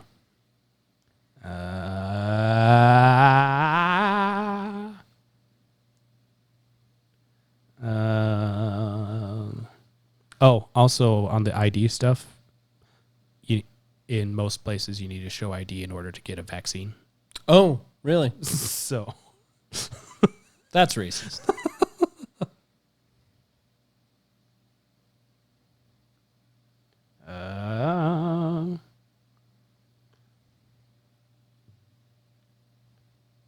Almost there. Almost got it.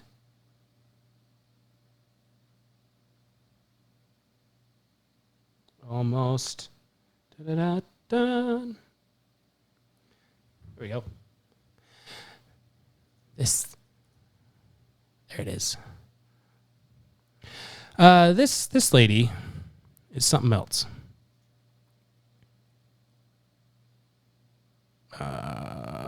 Video quality is probably terrible, but the audio is what's important. Clear to them that the vaccine is the ticket back to pre-pandemic life.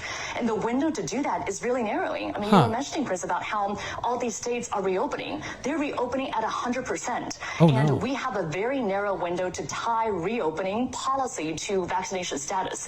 Because otherwise, if everything is reopened, then what's the carrot going to be? How are we going to incentivize people to actually get the vaccine? So that's why I think the CDC and the Biden administration needs to come out a lot bolder and say, if you're vaccinated, you can do all these things. Here are all these freedoms that you have. Because otherwise, people are going to go out and enjoy these freedoms anyway. Excuse me? Excuse me?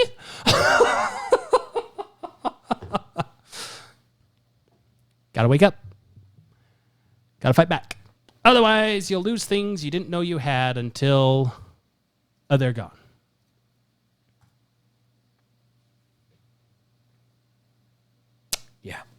Yeah. Having a thought. Uh-oh.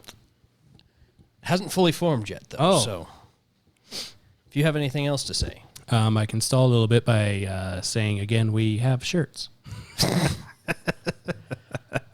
They are ready to ship, and we're sending a few out this next day or two. Yeah. And, yeah, they're fun. They're adorable. And we'll update our thing with better pictures because we have better pictures to put on our website, thenakedapplemedia.com/shop.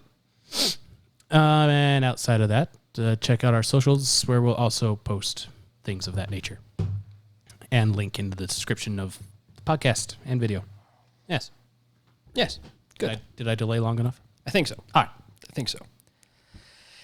I'm trying to think of how best to word this. People will be insulted either way, so probably, but I it's not about insulting, it's about being perfectly clear on this. So insulting everyone. Great. Yes. Insulting all the people.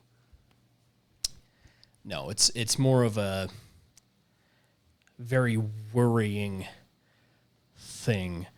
We can see the wheels turning. We can see the train coming. And it is not only our prerogative, it is not only in our best interest, it is as citizens of truly the only completely free country in the world. And I say that because the Constitution is still here. Because the Constitution is the law of our land. It is the end-all, be-all for our laws. There is no law in America that should have any sway on you, on your family, or on your personal action if it is not in line with the Constitution. Because that is what the Constitution is. It is the outline for what all laws in the country should be. And our Constitution is hanging by a thread. It is that time. It is coming down to this. We might struggle and thrash for a few more years, but the wheels have been put in motion to destroy what can only be described as the most miraculous divine experiment that has ever been attempted in this earth. It's only the longest standing governing document ever. And I say this the way that I say it because, as many of you know, if you've been listening to us long enough, we are very religious people. And both of us are Latter-day Saints. We believe in Jesus Christ. We believe in God. And we believe that the Constitution isn't just another document. It isn't just another thing that some guys in the government put together to try to make an outline for better living. It is, in fact, divinely inspired. It was an inspiration of God that led to what is the Constitution. And it is our duty as citizens of this country to find a way to uphold this document, to protect this document, and the ideals that it stands for. It is a piece of paper. It's in a museum, the other side of the country from us. Could be down the road from you. Could be on the other side of the world from you. If you're listening to this in other countries, the document that I am referring to, the Constitution of the United States, was not written for the United States alone. It was written for mankind. It is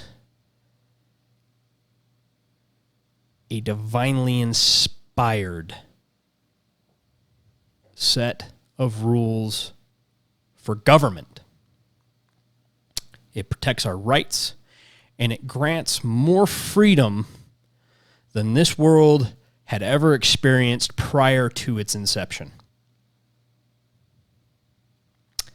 And it is being threatened right now by those who wish to see the people of the world put in their place. Because those in power, no matter what country they belong to, want one thing and one thing only, and that is control. They don't care about you. They don't care about your family. They don't care about what would make your life better, no matter how much smoke they blow. Their only concern is their own agenda, what benefits them, and what will increase their influence. And I want to quote one of the leaders of our church, who this last week got up and gave an amazing talk about how the Constitution is inspired and how we need to defend it.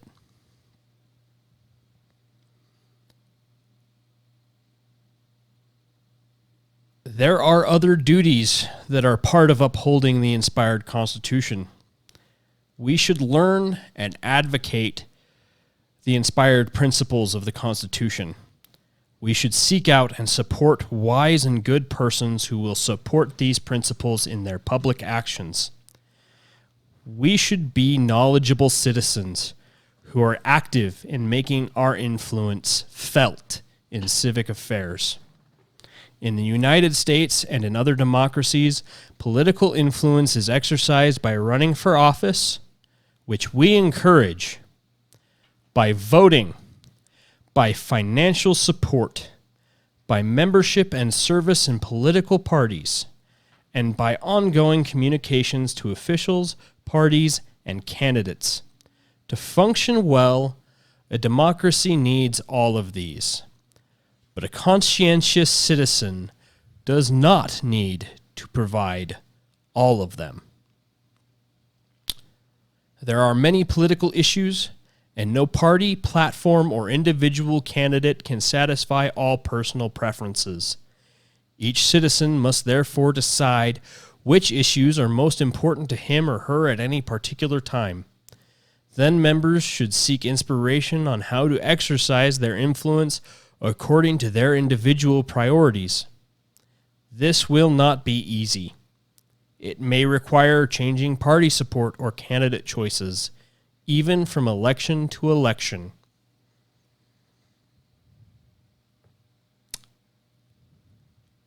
You should not be beholden to a party. No. You should not worship a candidate. No man is perfect. And no politician is going to give you everything you want. The time for voting on party lines is long past. The time for just following what the news says and what they talk about, the talking points in their debates and all of these other things is long past. We have to stop voting on talking points. We have to stop voting on propaganda. And we need to start voting on principles. We need to start voting on ideals. And we need to start voting on morals. Because the Constitution and the Republic that we were given were not meant for a country without morals. And our country is quickly losing our morals. We're quickly losing our connection with each other.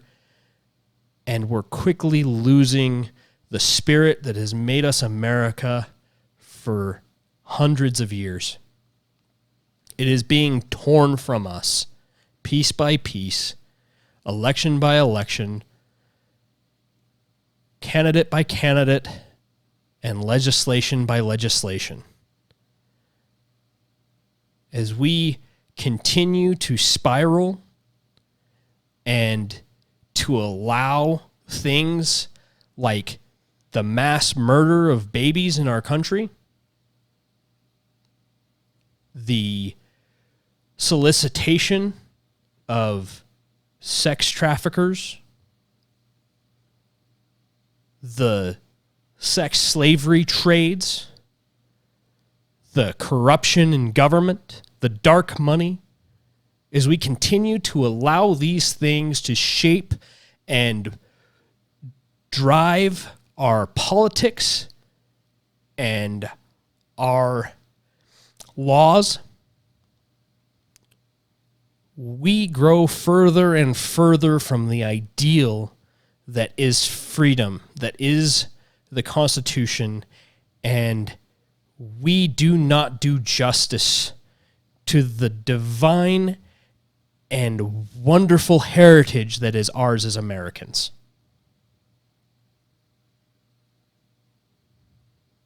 There is no greater calling as an American citizen than the call to defend freedom. There is no more important ideal. There is no more important ideology than the Constitution for an American citizen.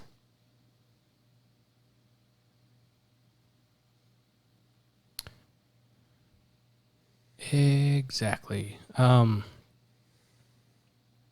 Just for reference, if you want to legally become a citizen of the United States, you must take this oath.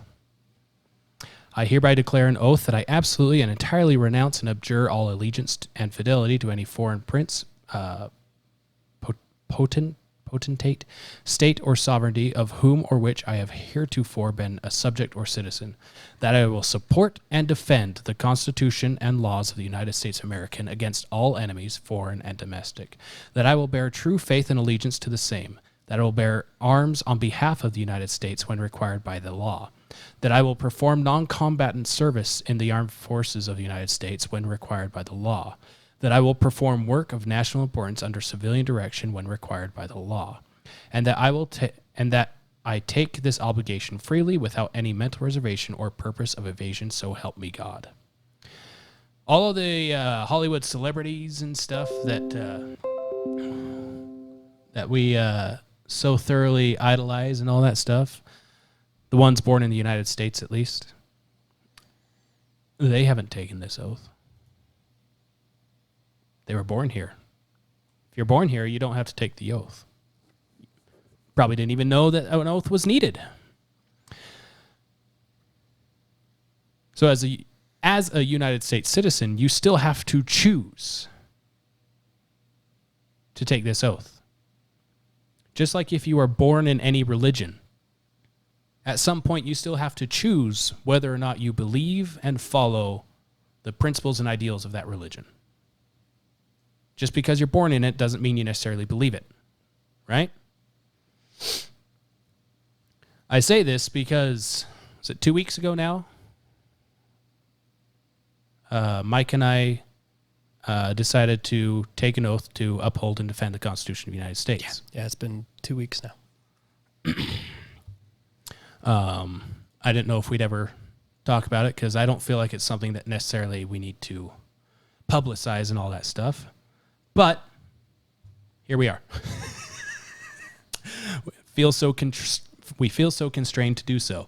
And for me at least, and from what I could tell with Mike, it was a very powerful, moving, spiritual experience for us.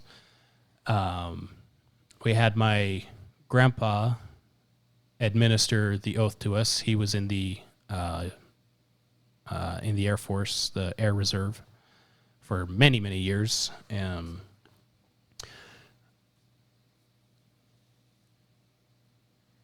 it is amazing when you actually take this seriously, when you really start delving into what the Constitution means, and with it, the Declaration of Independence, and all of the documents surrounding these two documents. It's incredible the spiritualness that's connected with it. And a lot of that might have to be with, this is from a book called Lives of the Signers of the Declaration of Independence. Used to be a history book in the United States until somewhere around the 20s when a certain Woodrow Wilson was president.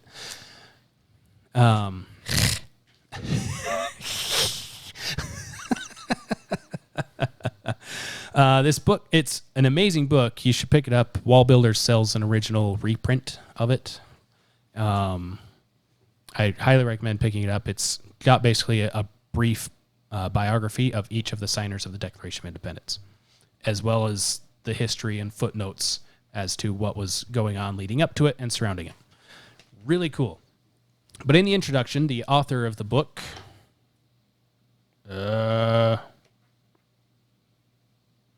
wasn't Hunter Biden, right? No, it wasn't. He wrote a memoir There's recently. no crayon in here. Coolidge. Like pages from the times that he can't remember? Yeah. Coolidge and Brother.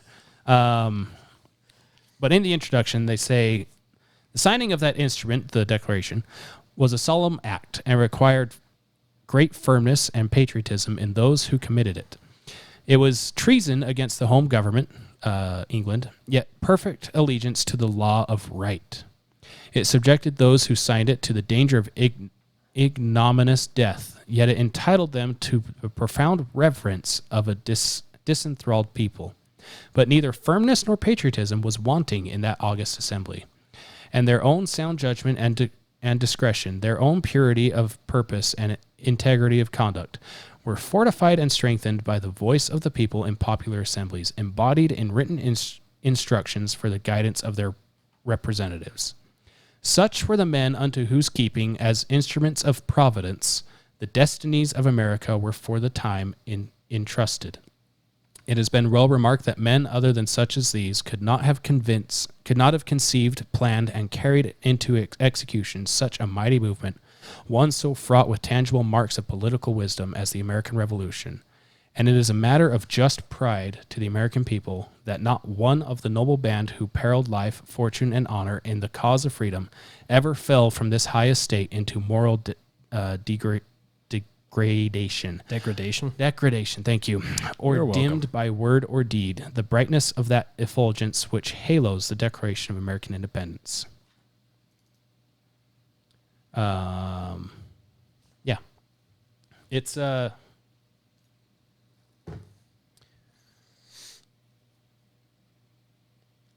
it's something that's not to be taken lightly, and it's not something that should be looked at through the lens of today. Because the lens of today is absolutely corrupted, as we show you week after week after week after week. It is not consistent, it is not pure, and it corrupts everything it touches. So, I highly recommend, I strongly encourage that if you are in the sound of our voice, you take some serious time to read the document, read the Declaration of Independence, read the Constitution of the United States, and then focus on what that is doing inside of you. What that is doing to your heart and to your mind. What are those things saying? Are they agreeing with each other?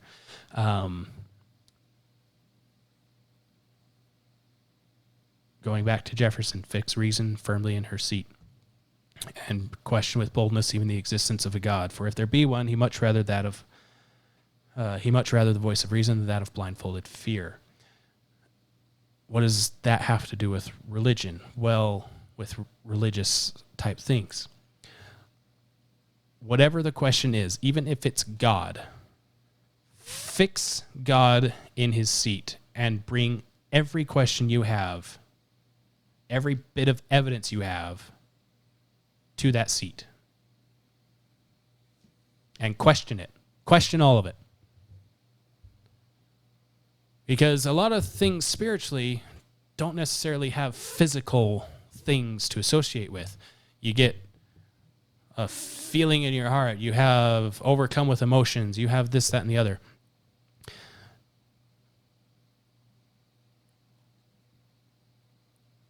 And if you are questioning boldly, you will question those emotions. You will question those feelings. And you can reasonably come to the conclusion that you cannot reasonably explain those things. Does that make sense? You shake sense to me. Makes sense to me. And for me, when I come to those conclusions, I'm feeling this. Well, that doesn't make any sense. I know, but I'm feeling that. I can reasonably explain that I am feeling this emotion right now as I question this gospel topic. But I can find evidence that says not so much about that. I can find evidence that might say it's not true or that it is true. I can find conflating evidence on both things on gospel topic. But I am feeling something about it. So the only reasonable conclusion I can come to is that there is no reasonable explanation for it. I have done all the questioning I can on that for now. And so I move on to the next topic. And I accept that I have felt something, therefore something about that must be true. And I will come back to it when I find more evidence, this, that, or the other. And I will question again with boldness. What is this? What about this? I still have that feeling. I can't push that feeling away because it is there. My mind says it's there. My heart says it's there. My eyes say it's there. And that's what it was with me when when we took that oath for the Constitution. I could not reasonably explain the things I was feeling, the emotions I was feeling. It's just a bunch of dumb little words that I was repeating with my hand raised in the air while my hand laid on the scriptures. There's no reasonable explanation why I was feeling the way I was. Therefore, I can reasonably explain God is involved. That's my reasonable conclusion. Because there is no other earthly reasonable reason why that would happen. Well, you're on drugs. Last I checked, I haven't been with Hunter Biden. So, well, now that mood is gone, drove it away. Thank you. I do want to add one more quote from Elder Oaks.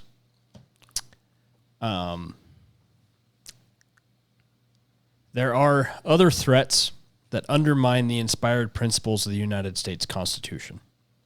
The stature of the Constitution is diminished by efforts to substitute current societal trends as the reason for its founding, instead of liberty and self-government. The authority of the Constitution is trivialized when candidates or officials ignore its principles. The dignity and force of the Constitution is reduced by those who refer to it like a loyalty test or a political slogan, instead of its lofty status as a source of authorization for and limits on government authority. And how true that rings with the politicians and the people we see trying to take power today. Mm-hmm. Current societal trends had nothing to do with the founding of this document. It was about liberty and self-government. When our candidates and our officials ignore the Constitution, when they ignore the principles, when they try to infringe or to lessen the rights that we have, be that through their own legislation or through backdoor deals with businesses. And when we as a people try to use it as a political slogan or a loyalty test, we are doing a disservice to ourselves, to our country, to our neighbors, to the founding fathers, and to the miracle that is this founding document that informs us of our special place in life as human beings, because that's what it is. That's what it does. The Constitution doesn't give us the authority to have the rights that we have. It doesn't give us authorization to do what we want. It doesn't give you permission to worship. It doesn't give you permission to read the news or to report the news. It doesn't give you permission to bear arms. It doesn't give you permission to tell military and police they can't live in your house. It doesn't give you permission to tell the government to stay out of your private affairs. It tells you these are your rights. Government has nothing to do with these rights except to protect them. It informs you that you are free in all of these things, and that unless you surrender those things to someone else, they are yours inherently by the gift of being born on this beautiful earth. Because you are alive, you have these. And that is regardless of where you live. And that is why our Constitution is dangerous. And that is why the world wants to tear it down, and that is why it is hanging by a thread, like I said earlier. Can you imagine if three-fourths of the populace of China had access to reading the Declaration of Independence, the Constitution, and the words of the Founding Fathers? You imagine what would happen in China? You think they would still sit there and just slave away in their rice paddies and stuff as the Chinese government came by to make sure they had pictures of their glorious leader hanging in their house? You think three-fourths of the population would just sit there and let the Chinese government do what they do?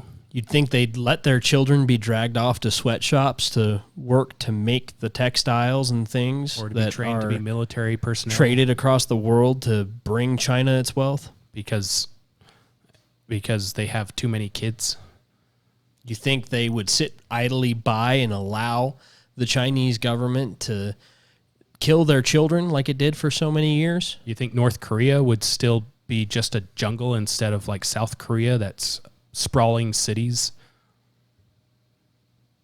Imagine if the world actually had full access to everything here, because places like China, North Korea, Cuba, all these places, they restrict their people's access to information. I wonder what's going on now in the United States.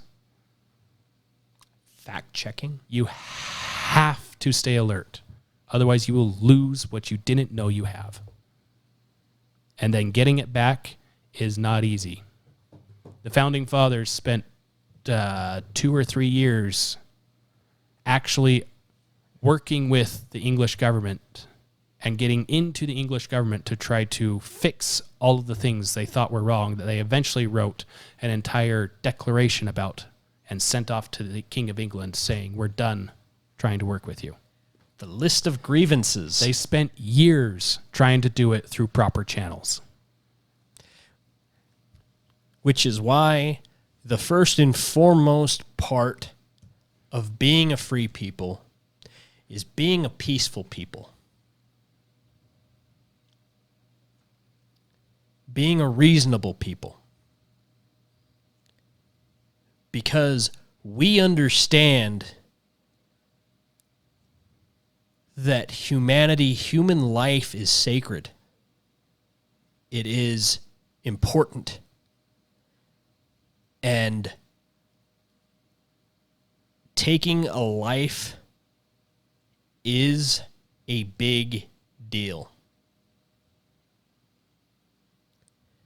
And it should always be the very last resort. Yep. The founders didn't talk about independence. I was reading in this book right here, Lives of the Signers. They didn't talk about independence. It wasn't mentioned in their congressional gatherings until 1776. Mm-hmm. They spent the years before that trying to figure out any way to stay with the king, to stay loyal to the crown. And it wasn't until after the crown decided to attack Lexington and Concord that they said, maybe this isn't going to work. It's not you attack the government. It's when the government attacks you. You, as defenders of the Constitution, as defenders of correct governing principles, you don't decide when to attack. The enemy decides when you attack. And that's after they have attacked. If you're looking for that line, well, when do we take up arms? That's the line. Self-defense. The British were going to Lexington and Concord because that's where the colonists kept ammunition and powder for their militiamen in case the Indians and others attacked the colonies while the crown was distracted with whatever the crown was doing. The crown decided, hey, let's take their gunpowder, their arms, and their cannon. That is when that's when the shot around the world was heard. We don't know who fired the shot.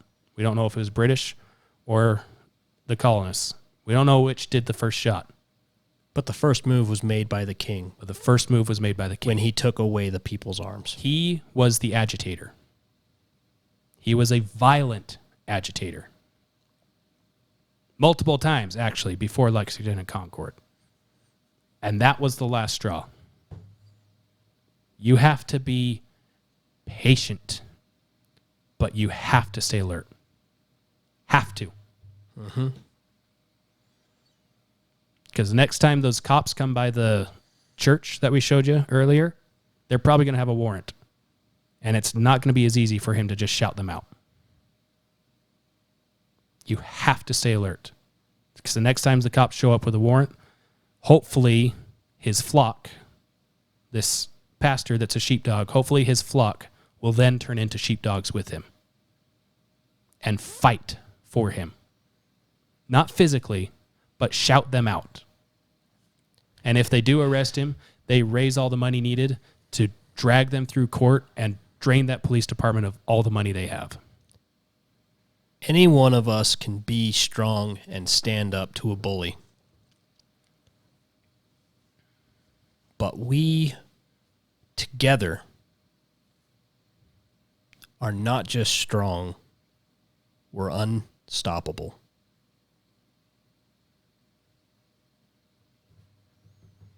There's more of us out there than you think.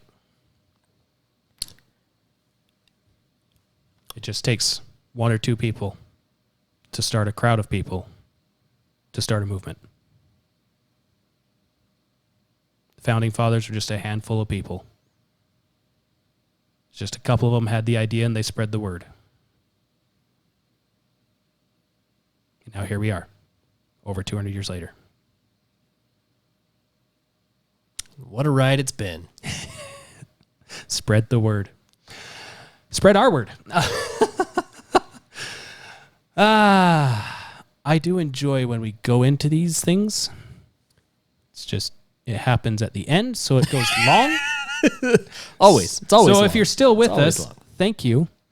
And if you're not religious like we are, that's okay. Hopefully you still glean something from this, and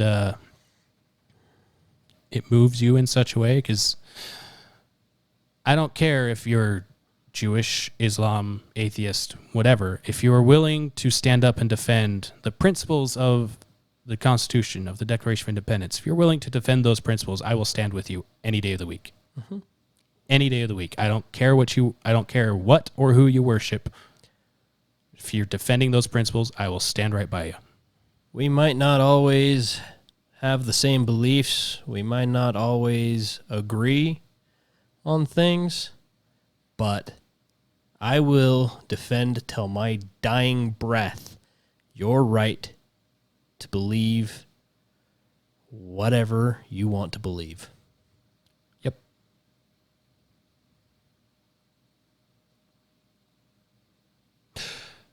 Thanks for listening. Yep. Again, check out our stuff. If you buy our shirts, we get happy. And if we get happy, we make more stuff that make you happy. And it makes people ask questions of, why do you have an apple with an ironing board and a graph? Why is that apple breaking the keyboard? Why is he angry? Because I'm angry. What does Control F this mean? Well, let me tell you about a couple of guys in a basement making a podcast.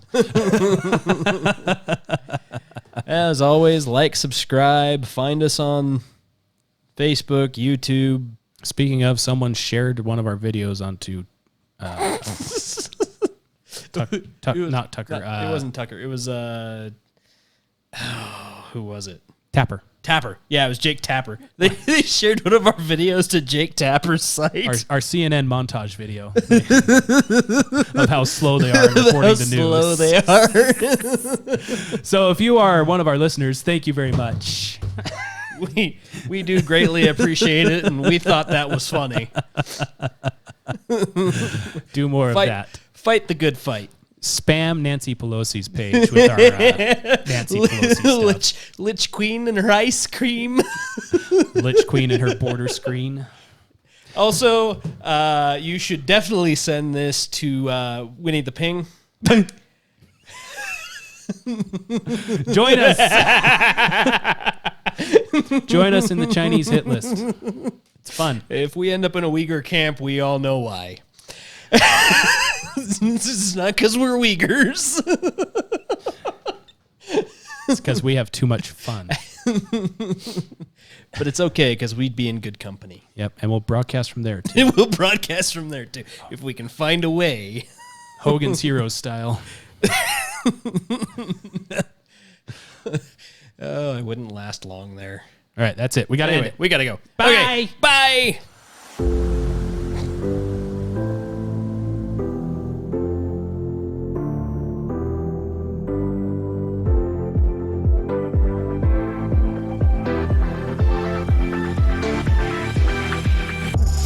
Is that one of the footnotes? I don't know. I already closed it. Fine. Sorry. Jeez. Sorry. I was getting ready to go. Let's go. Go. Oh, that's terrible. Parents disguising kids as illegal immigrants so they can receive in-person teaching. Well, on that note, I think we should get started. Yeah, that's Is that a good? It's a good place to. Here we go. So it begins. And so it begins.